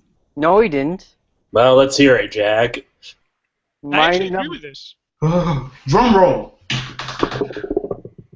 My number 3 is The Incredibles. Okay, that works. Which is my favorite out of all the Disney Pixar movies. It is my favorite. It's such a good movie. It's what a Fantastic Four movie should be. It's just a great movie. It sucks you have to wait till 2019 to see the sequel. Brad Bird, get on that fucking shit now. And that's my number 3. All right, let's go to the big stuff. Number 2, Chris. What is your number 2? My number 2 favorite movie of all time has to be Casablanca. Yeah. Somehow I get a feeling I'm going to be seeing a lot of those movies on your best films of all time list. You probably will. I mean, it will probably be on there. But yes, Casablanca is just cinematic perfection. From the acting to the writing to the directing, the cinematography, it fires on all cylinders, and is directed by one of the most underrated filmmakers in Hollywood, and that is Michael Curtiz. He is pretty much, one of the most overlooked of directors. He's done. I mean, he's quite versatile. He's done comedies, adventure films, melodramas. Historical films, biographical. But he really works his magic in this movie, and just it's a visually impressive movie. Definitely. Cinematography is really, really dark and atmospheric in this movie. But what stands out is the performances. Humphrey Bogart as the mysterious Rick Blaine, Ingrid Bergman as the captivating Ilsa Lund, and Paul Henreid as the very noble Victor Laszlo. These are unforgettable characters, and who can forget, Pierre Lorre as Ugardi, and Sidney Greasy as Sergio Ferrari. I mean, this has one of the best supporting casts in movie history, and the lines are immensely quotable. Here's looking you, kid. I'm no good to be noble, but it doesn't take a hill of beans to see the problems of 3 little people don't amount to the hill of beans in this crazy world. I think it's the beginning of a beautiful friendship. Yes, and here's looking at you, kid. You already mentioned that one. One of the best. It's not good, though. I know. Yeah, I mean, let's not forget Claude Rains as the inspector.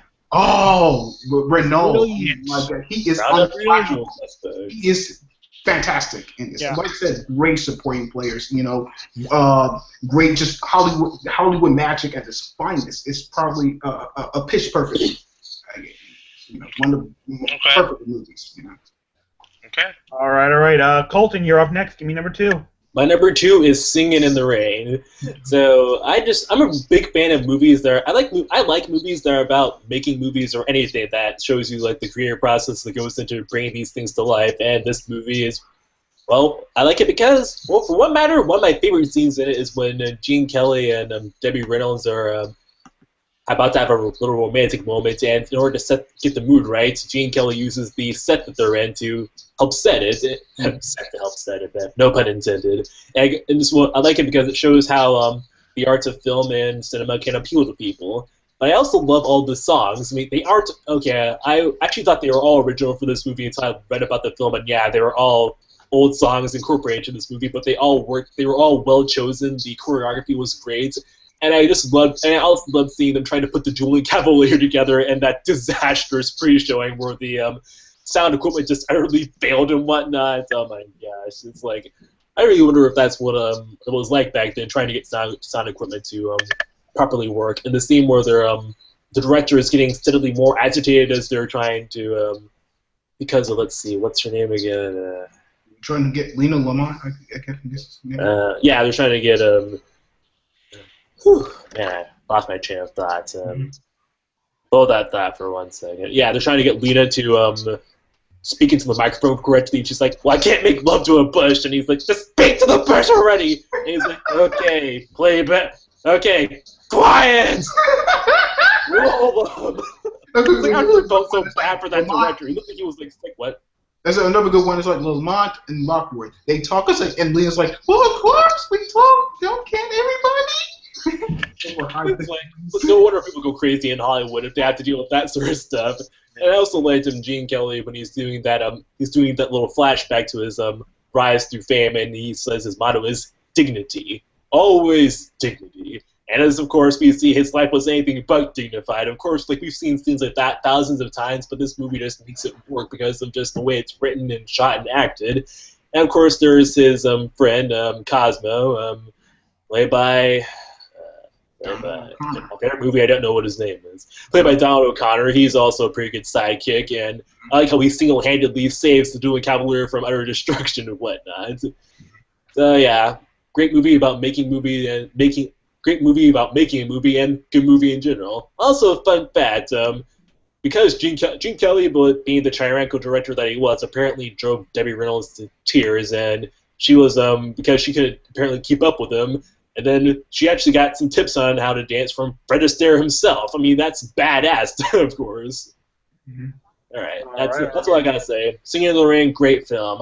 I'll watch it any day. Funny thing about that movie is that when I went to buy it from Target, when I got it, the cashier says, "So is this for a class or something?" I'm thinking, what? I can't just buy it singing. I can't buy it. What? A guy from the 21st, a guy my age can't buy a classic film like Singing in the Rain.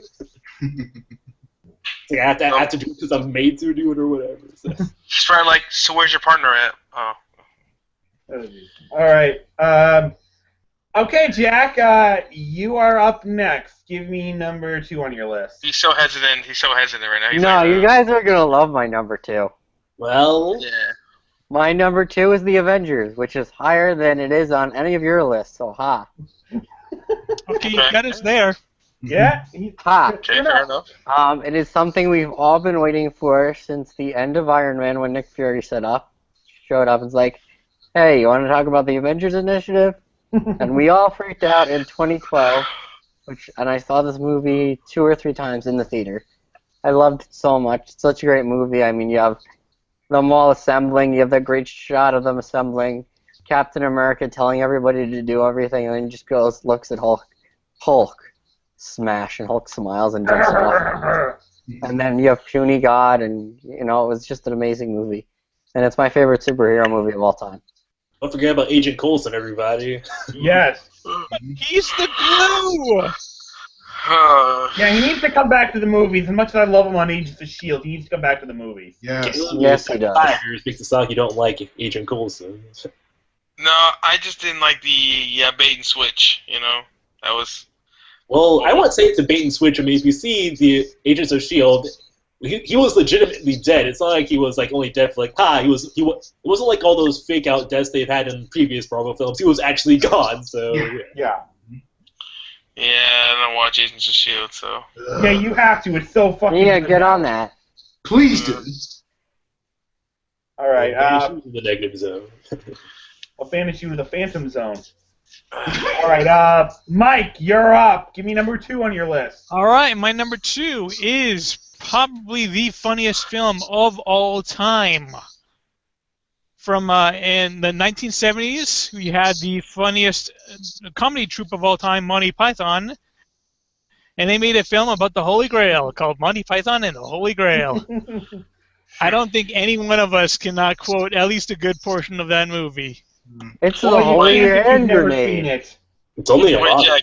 Jack, have you seen it? Yes, it's the Holy Hand Grenade. Yes. I mean, you got an entire troop of knights being taken out by a rabbit. You have, a French castle that catapults cows at their enemies, and then taunts them. I mean, it's just brilliant, absurdist humor at every single moment. This is my favorite, my absolute favorite comedy of all time. It's my absolute favorite Monty Python movie of all time, followed very, very closely by Life of Brian. But this one was the first one I saw, and it is pure classic in every aspect of the word.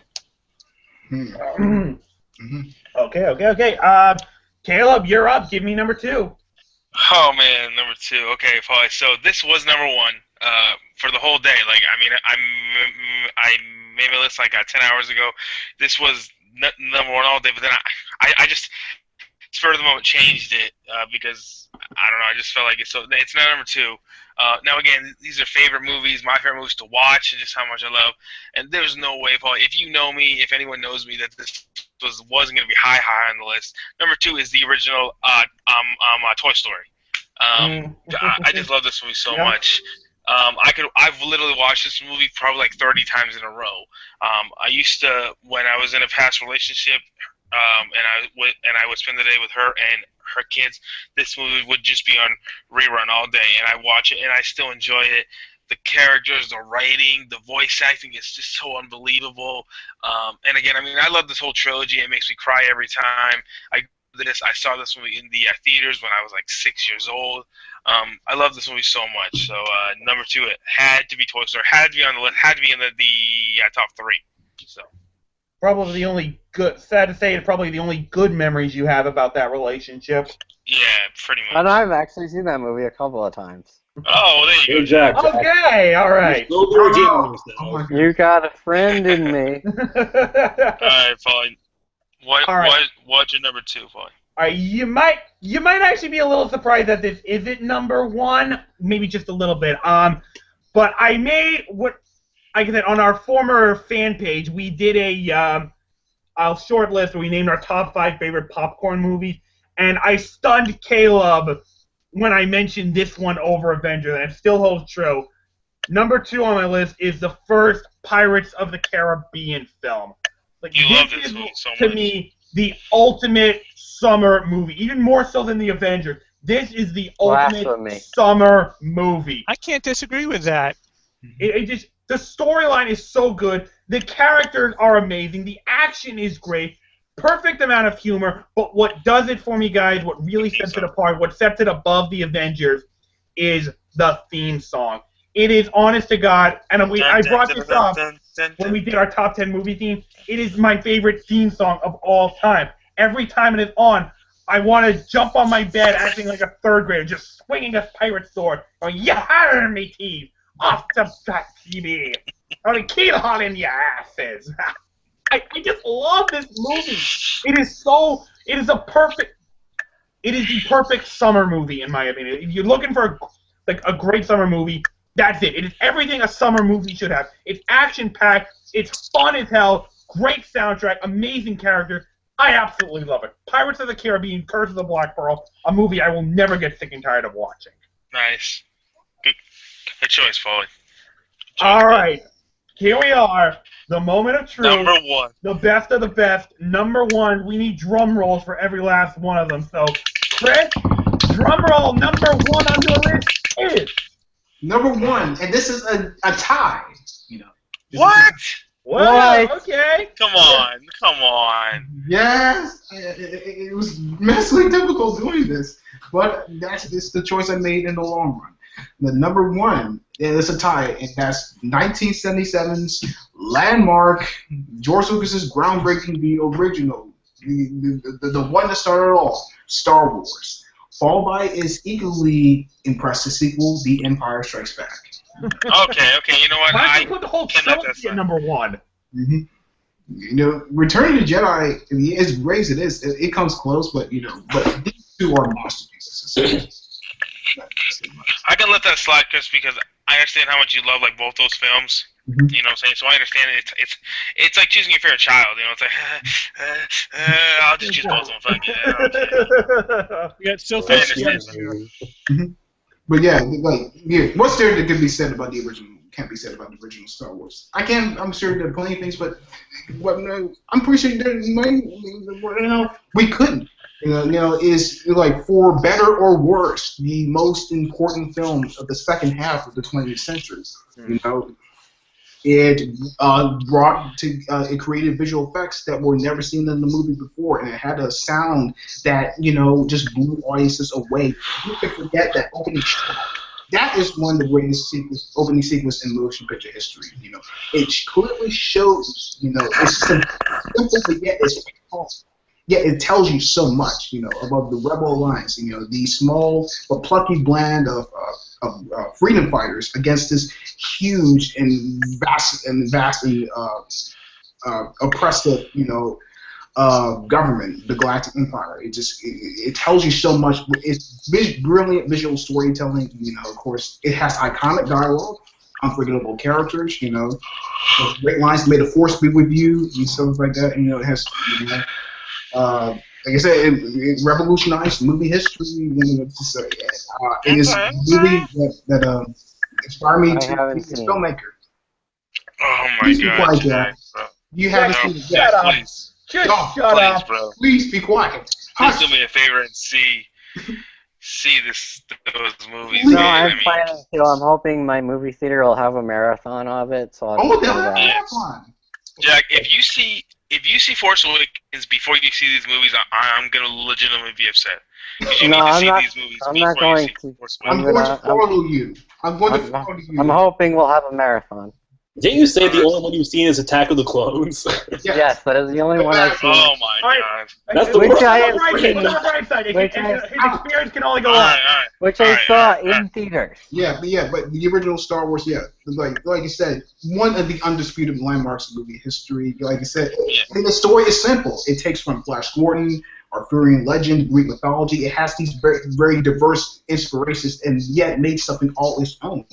But The Empire Strikes Back, it layered Star Wars, and it brought elements to the mythology that were so compelling. We know what the dark side is. Of course, one of the greatest movie characters of all time, Yoda. Do or do not, there is no try. Of course, you have that legendary twist, I am your father. There's so many classic moments in this movie, and it's astonishing that it managed to defy the expectations. And these two are really at the top of the top. These are no doubt one of the best motion pictures ever made. Two of the best motion pictures. Okay, cool. All right, Colton, you are up. Give me number one. Numero uno on your list. First, the honorable mentions. Oh. Coming in at number 15 is Scream, followed by Jurassic Park at number 14. Number 13 is The Terminator. Number 12 is X-Men First Class, and number 11 is Back to the Future, which Captain America: The Winter Soldier booted off my list. Okay. All right. And coming in at number 1 is Star Wars Episode 4: A New Hope. Nice. Yes, A New Hope. Caleb. I grew up on the special editions. Okay? Okay, to be fair, George changed that title before the special editions came out. Yeah. Say that again? George did make it Episode 4: New Hope before the special edition. Yeah, 1980. It's like 1979. Yeah. Is that one of the prequels? No! No! Oh my god.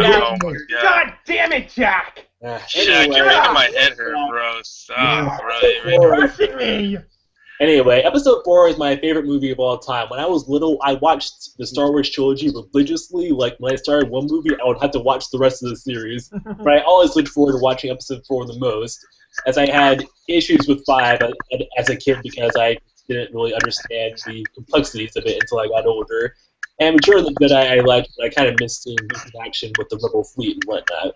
But yeah, 4, I just love this movie because, well, again, you can tell it's made by someone that really loves movies. It's got a great amount of homages, but also the story, yeah, it's simple, but like I said with American Graffiti, sometimes the beauty is in the simplicity. It doesn't try to be anything bigger than it really is, and I think that works to its advantage, especially when you see the rest of the movies. It's like Obi-Wan said, our first step into a much larger world, and the bits we get are just satisfying enough that we'll want to see like more of what this world is, I think. In addition to like I said, the performances are mostly kind of stock in this movie. Like we got the cocky anti-hero with Han Solo. Luke's the unlikely hero that we all want to be Han, but we're obviously Luke and whatnot. And then we got Carrie Fisher as the badass Princess Leia. It's like it's not every day that you see the captured princess take charge of her own rescue and whatnot. Okay, well, there have been other, like, badass heroes since her, but, well, she's the one that really got it kicked off, I think. She's just perfect in that role, and I love how, even though Luke has a crush on Leia, you can tell that she really has a thing for Han and whatnot. It's like, when she says, well, your friend certainly has courage, I mean, look at the look in her face, she's like, it basically says, I want to have that man's babies. and whatnot, and I just really enjoy this filming, the dogfights, the fight at the end against the Death Star. It's like, sure, people make fun of the fact that, the Death Star has a very easy exploitable weakness, but the scene is still shot in such a way that I still enjoyed it all, especially even when seeing Luke just blasting the proton torpedoes into the Death Star trench and being saved by Han at the last second. It's like, back then you probably wouldn't even think that Han was going to come back, but to see him, like, blast Vader's wingman away, and Vader's like, what? And I was like, yeah! I'm like, yes, that is awesome. Yep. I mean, I know I'm not crying. I know I'm just rambling and whatnot, but it's just, like I said, it's just Star Wars. I will defend this.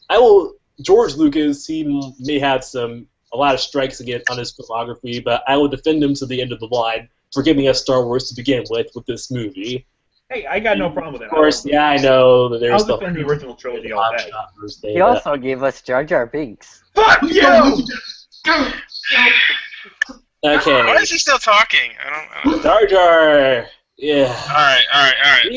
George learned his lesson, so we can by giving Jar Jar 2 lines in Revenge of the Sith. So, I think he got back in everyone's good graces with that. But not to mention, Jar Jar was actually tolerable at times in the animated series. He never is tolerable. Oh my God. Actually, he is, and I despise Jar Jar with a fucking passion. He's actually tolerable at times in the animated series. I swear to He God. also beat up midichlorians. Oh my God! Okay, Jack. Jack! The midichlorians are not. Don't do what people think they do. Okay, I mean. Okay, the midichlorians do not exist. All right. The Okay, force is something you feel. You cannot explain it. Talk about love of Star Wars. The opening scene of Episode 4 is also one of my favorites in cinematic history. Like I said in our Star Wars conversation, George said that he knew that if he got the audience with that scene, he would have them for the rest of the movie. Indeed. It's one of my favorites. The pacing is awesome. It's like first, after the opening crawl has gone by, we then go over this over this planet, and we're thinking, okay, what's going to happen next? And then, bam! The Tantive 4 flies into the camera, followed by the Star Destroyer, and then, what do you know, there's even bigger ships than that in Empire Strikes Back, but to see the Star Destroyer for the first time just taking up the entire screen like that was awesome, and it really shows you just how much of a threat the Empire is. And to see the Stormtroopers just barge into the Tantive 4, effortlessly take out Leia's guards and whatnot, that really showed that they were a force to be reckoned with, even if they weren't the greatest of shots in later films. It was still a great way to get us into the story. And the best part about it was that we were coming in and halfway into the story. This was Episode 4, but it didn't feel like we were missing anything. That's how well I think George and company made this movie. Okay. Yes, indeed. Yes, indeed. All right. I don't think we can put this one off. I think it's just better to get it over with. But I swear to God, Jack, if you say the movie that I'm thinking of, oh man, that's it. I'm done. So. Oh no! It was so much For the love of goodbye, cruel world. Oh, no, please don't. Okay, so my number one. This is my favorite comedy of all time. I've watched it a number of times. I watched it for my 21st birthday. I can watch it a million times. Paul, get ready to shoot yourself. It's Euro Trip. Oh my God. Oh God. So, who's gonna kick Jack out now? I love this movie so much. Me scusi. Great fucking movie. Just a great movie. I love it so much. I can watch it all the time. I have it on DVD. Paul, you awake? Paul, does anyone have any Waters of Life or Phoenix Downs or something? Hold on. Maybe we can resurrect him as Paul the White. Oh my God. We can use that serum that they used on Agent Coulson to bring him back. Or we could just bring him back as Darth Paul. Hey, Paul, you want to go to Tahiti? I got donuts. Give me some of that Creed blood. Okay. I think we should just move on because I think you've already killed somebody here, Jack. I think you've done enough damage. So, Mike. Bullshit. Go ahead, bud. All right. Well, if I could choose an entire trilogy, it would be the original Star Wars trilogy, Episode 4, 5, and 6. But since I can only choose one movie, it is going to be Star Wars Episode 4. Yeah, as Colton and as Chris both said. And you have resurrected him. Thank goodness. Yeah, it's what I do. I'm sorry. Okay. But I mean, like Colton says, it's a very simple story, but it gives you an archetype of the evil. I mean, when you see all that sea of white stormtroopers, and then right through the middle walks that black 6 foot, 7 foot. Very tall. Yeah, this very tall man. He just looks at all the dead bodies and just walks on. You know, this is a badass.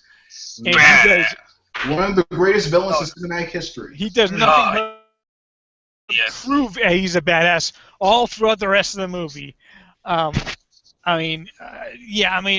me, the special editions I half like.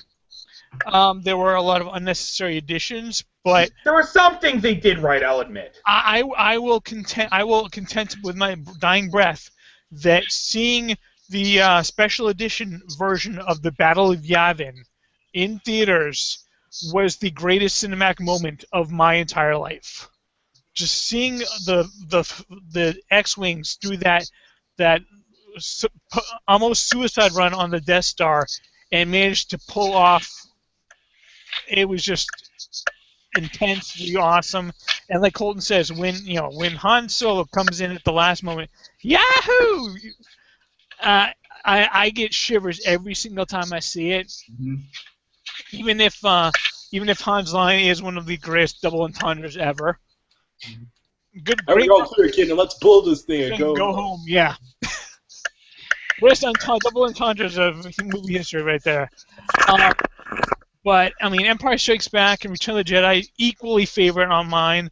But if I had to pick one movie out of the three that is my number one, it's gonna be Star Wars Episode 4. Mm-hmm. I think you might see that movie on another list I have coming up, but I don't know if Empire can. Wink. I don't know if the Force. I think we're all anxious to see the Force Awakens, but I don't know if it's going to deliver like Star Wars, like the original Star Wars. For me, it does not need to. It doesn't need to. It just has to get the memory of the prequels out of our heads. Yeah, I mean, and you know what? For me, Jar Jar is like a friggin' Lawrence of Arabia compared to Hayden Christensen's acting in Episode 2. Okay, let's not get into this. Okay, let's keep with the happy memories of Star Wars, people. Yeah. Force Awakens let's hope more happy memories. Yeah. Let me. Yoda leading the X-wing out of the squad. Let's hope we get more. Let me be fair.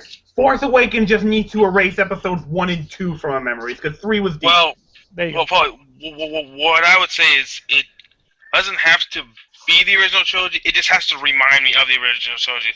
Like, get back to that feel, get back to that pacing, get back to that, what I'm saying, that setting, what I'm saying? Like, well said, man. Not so much special effects. Give me the feel, though. Bring me back into this universe, and give me back to the characters. Let's have us love those characters, and then everything else will fall into place. Because I think everyone would agree. The best part about the original Star Wars trilogy is all of the amazing characters. Han Solo, Princess Leia, Luke Skywalker, like Vader, Yoda. I mean, those are the reasons why I love those movies. So if you give us that, get us back to that, all the special effects, those will all work itself out, Yeah. If Force Awakens can feel as Star Wars Rebels is, then I think we'll all be in glorious heaven. Yes, it has to have the spirit. But to be fair, even though the prequels, have their issues, I think the expanded universe has made good use of what the absolutely. Not to mention the prequels gave us an amazing gift in the Clone Wars series. I mean, that was a great series. Coruscant is one of my favorite worlds in the entire Star Wars universe. Yeah. All right. Has to deliver. Caleb, you are up. Give me number one on your list. Okay. Now, a lot of you guys' number one is Star Wars. Now, listen, Star Wars was a huge part of my childhood, but it was not as big as my number one movie. Now, this was number 4 before, but I was like, no, this has to be number 1. Okay, when I was a little kid, my dad brought home this VHS, and I watched it first time. I was very young, and it grew my love of my favorite superhero of all time. I knew this would be it. Batman 89. I love this movie so much. I knew that'd be it. My wife loves this movie so much. When she came to visit me in Hampshire, I've seen this movie a million times. We actually watched this movie because we both love this movie so much. When I saw this as a kid, it blew my mind. It grew my love for Batman, and I love Batman even more than Star Wars. So it's like, I love this movie so much. Just to feel Michael Keaton as Batman, Jack Nicholson as the Joker, I could watch those movies all the time. It's so amazingly good, and it's such embedded in me as part of my childhood. I've seen this movie probably 1,000 gajillion times. Every time I still get, excited. I still, oh my God, it's Batman, it had to be number 1.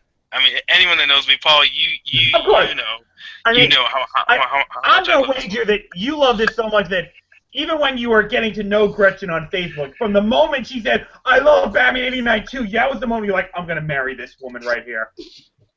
Well, first, when I first started talking to Gretchen, then she said how much she loved Batman and loved that movie. That was the first time I said, whoa, I could really have something here, and we just both love this movie. I mean, and I don't know. It's when I started. I mean, I was so young when I saw it, but It has stuck with me forever. It's just like Toy Story and like Star Wars growing up. I mean, it was all about Batman. And as much as I love Star Wars and I'm excited, I would be more excited for Batman v Superman than I would be for Star Wars. You know what I'm saying? I don't know. I mean, he's just a bigger part of my childhood. So, number one, 89 Batman. There was no other choice. It was the clear choice for me, anyway. Caleb, I have a question for you. Ever dance with the devil in the pale moonlight?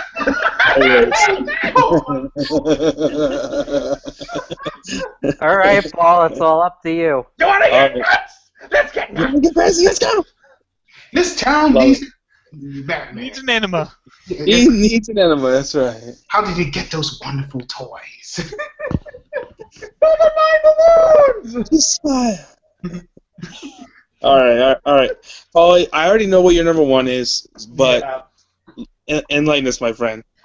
Yeah, anyone who knows me knows how much I love the Star Wars films. I mean, they were such a huge part of my childhood. I probably watched episode 4 and 6 about 400 times when I was a kid. But hands down, the best one of them all is Return of the Jedi. I absolutely love this movie so much. I mean, from the phenomenal story writing to the amazing action sequences, the good enough humor, even the Jawas were good. I never had a problem with the Jawas, which is more than I can say for the Gungans, but that's another story. But I mean, yeah, I never had a problem with the Jawas, and then of course, you know, the great Jawas are Ewoks. You're right, the Ewoks. What did I say? Oh, the Jawas.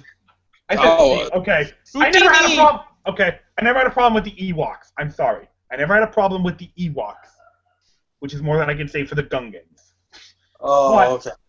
And then being the Emperor for the first time, and all his evil glory, he looks so sinister. Like that guy could scare the living shit out of you. I'm trying to think of a 5-year-old kid watching him. That guy's scary as hell. And confidence is your weakness. And then the final battle, both the lightsaber duel between Luke and Vader, the emotion packed behind it, and then the big battle phase. I mean, is that fight? I mean, is it the best Star Wars fight of them all? No, I would probably say Anakin versus Obi-Wan and 3, but Return of the Jedi, Luke and Vader fight, that was just amazing movie. I absolutely fucking love Return of the Jedi. It's my all-time favorite movie to watch, and of course, this is when we get to see Jabba the Hutt for the first time in all his badass glory. Plus, you gotta give him props. He's the only guy who'd ever get Princess Leia in a bikini. Big points, my man. Way to go. Yeah, he had to die for that. No one defiles Leia like that and gets away with it. Yeah, but you gotta admit, she was pretty fucking sexy in it. Oh, hell yeah. Of course he was, but that's another story. Actually, that's a number of stories for me. Oh, I'm gonna wager a lot of guys got a boner when they saw that. It's like, oh, what's that happening down there? What's going on here? What's happening? So yeah, Return of the Jedi, phenomenal, and my all-time favorite movie watch. And fun fact about this movie that I'm sure a lot of people know, but there might be someone who doesn't. The person playing Wicket, the Ewok, who's like the most prominent one, happened to be a young man by the name of Warwick Davis, who you might know as the Leprechaun. Mm-hmm. And he was also Willow. Yes, and he was also what's his name, Grippenhook in the Harry Potter movies. Yes. Of course, he played Professor Flitwick. He's even said he loves Ewoks too. So I mean, hey, if Warwick Davis is good with Ewoks, then they're good enough for us. Yeah, the Ewoks aren't all that bad, man. I mean, I like to make fun of them around one of my friends because he and I always get into these like major Star Wars arguments and whatnot. Like, whenever I like say something good about the prequels, so I like to mess with them by saying, "And the Ewoks sucked," and it's like, no, they did not suck. They stood up against the Empire despite the fact that this wasn't their fight and whatnot, which is actually a pretty good point, I have to admit. And plus, they did it without any laser guns. They were doing it with sticks and rocks and logs and everything. Dude, they tried to eat Han Solo. That's pretty badass. Luke Skywalker. People make fun of the Empire for losing to the Ewoks, but it's not the Ewoks. Ewoks actually used some pretty creative, improvised ways to take some of the heavier artillery down and whatnot. Okay, it wasn't, and as George has gone on record saying, the Ewoks didn't actually win the fight. They just kind of were more of a distraction, if anything. Yeah. They still help the rebellion win. Yeah. The one problem that I do have with, and this goes to another negativity about the special edition, where the hell is the Ewok song? I mean, seriously. Can I have the classic Ewok song back from the original? I don't want that lame-ass celebratory one from the special edition. As much as I like seeing all those worlds, it's like, no. And for the love of God, why did they put Hayden Christensen in there? Oh my God, Paul! Yeah, I was just gonna say that. Okay, the problems I had. It's not that bad, all right. It's not his fault. Is that one? And then the no, man. Okay, to be fair, I don't really have as much of a problem with it. I know, but it's distracting, but it's not needed. It's completely unneeded. But it's not bad enough to take away from the moment. And everybody needs to remember, if you ever learn anything about Star Wars, Jack, this is for you. Han shot first. Always. Yes! Always. Remember that! Han shot first. It's not Han shot first and Han shot only. It's actually Han shot only. Yeah, I thought I clarified that back during the Star Wars episode. Han only shot. Yeah. That's right. That's right. None of this weird bullshit. No, hell no. Who are we to question him? Yeah. Yes. Okay. That was the one thing about the special edition that pissed me off. Yeah, that really pissed me off. But all right, guys, so that does it. That is our show. Those are our top 10 favorite movies. Very interesting list from most of you. Jack. Come on, mine wasn't that bad. No, I was actually surprised. There were quite a few on your list that I did not mind at all. Jack, there were others. Okay. But Euro Trip at number 1, Jack, bruh. Yeah. So Caleb, I have to confess, I have not seen that Batman movie. Huh? What? I'm sorry? Did I just hear that correctly? I think my heart just stopped. So it's a bit bad I have not seen the whole thing. What? I can get down to the Princess soundtrack every single day. I need to clean my ears out because there's no way in hell I heard that right. I think oh, this is a big one. Oh my goodness. I'm coming to join you, Elizabeth. This is worse. Come on, after everything Jack has said, this is the one that does all of you in. doing my Red Fox right here. Okay. Look, to be fair, some of the movies Jack gave out were some shit movies, but to not see the '89 Batman, the greatest live-action Batman movie of all time. I'm sorry, it's better than Dark Knight. No, it's not. I would disagree with that one, but I still love Batman. Still love that one. I rewatched Dark Knight, and there's a lot of problems that I have with it. Not to mention, '89 is a revolutionary in cinema. It showed you that comic book movies could be taken seriously. Yeah. Like Superman made it showed you comic book films were possible. I'm just saying, like, do yourself a favor. '89 made it. Watch that. Showed that we're serious. You will love it. It's absolutely fantastic. I love it. It's fucking believable. I do think Jack Nicholson kind of hand up the Joker a little bit. Well, of course he did.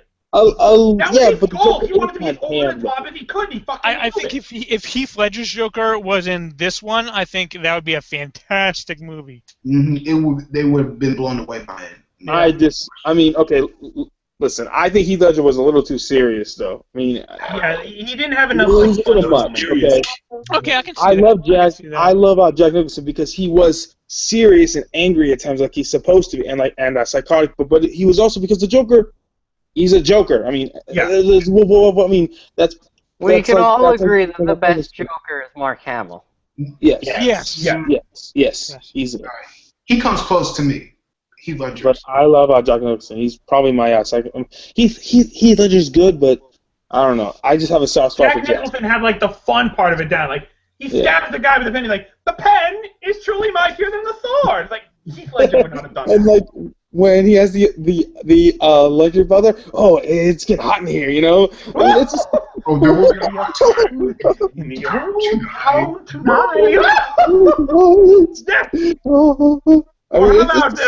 I'm glad you're dead. I did love his scene in the art gallery. It's like, wait, this one I like. Leave it be. Oh, when he sees a picture of George Washington, he's like, the $1 bill. It's just it's so good. I mean, not to mention not to mention that movie actually gave the Joker a name. Jack Napier. Yes. Jack And Napier. Jack, I'm going to point this out to you.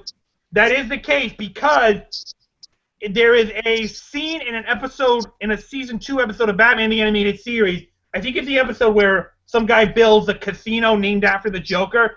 Batman's going through his file, and you see the file on the Joker, and below it they say his name is Jack Napier. So for all intents and purposes, that is the Joker's name. Well, Yeah. I don't think they ever used it in the comics, though. It's No, an it alias. was used in the 89. It was used in the animated series, so if used in those, it's good enough for It's me. an alias. Yeah, he's been known as like one of the villains to not really have a backstory. I mean, there have been comics and there have been shows that have given him a backstory, but part of the fun with the Joker is you don't really know, Paul, you know? Yeah, you know, it might be that, but we don't really know, and that's kind of the fun of it. Like, this he's just fucking nuts. You know, he's just nuts, and that's one of the reasons why I love him so much. Because he is the exact opposite of Batman. Yes. Check out this movie, man. It's so fantastic. Yeah, and Jack, you need to watch Star Wars, man. Yeah. You get won't on have that homework. shit. The entire trilogy, the first trilogy, you know.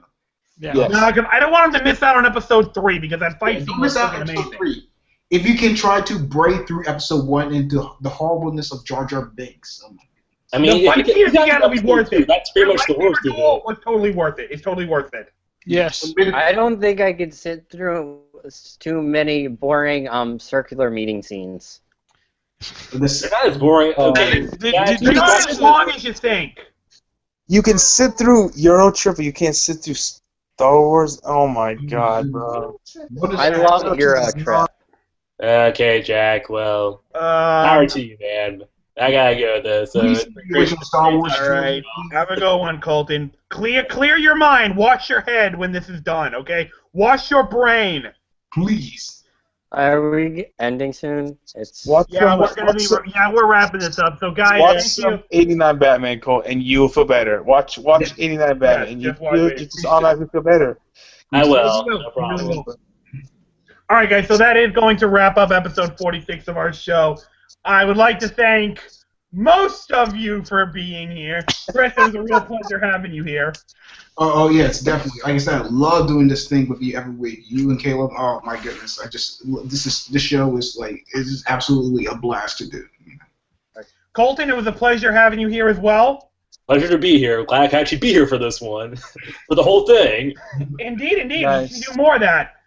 Jack, I'd like to say it was a pleasure having you here, but the fact that you made me kill myself is really making me question that. So, if you ever expect to be back on this show, you need to improve your list for next time. We did say this was our favorite, not the best film, so. Yeah, you better come have a better best list. Yes. All right. Mike, I know you have your own show to do, so we greatly appreciate you making the time to be here as No well. problem. I'm recording tomorrow, actually. It's our Christmas episode, so. Oh. But always glad to be here. You guys are my second bunch of friends. We appreciate it. And if you're ever looking for guests to appear on your show, I'm sure we'd all be willing to be joined in. I love that, except that we actually do. We're all together in the same room recording into it, Mike. But Okay. if you guys want to, drop any feedback or anything like that, we'd love it.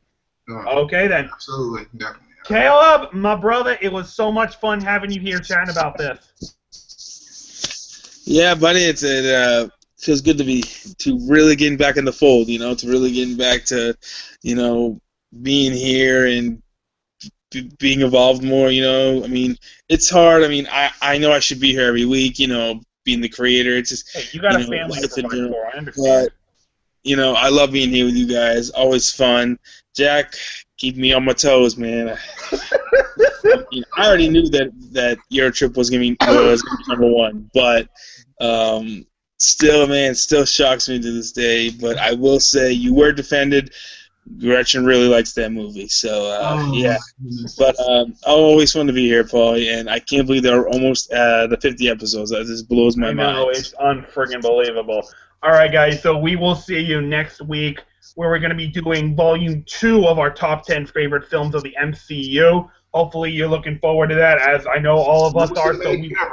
So we will see you then. Until then, have a great night, everybody.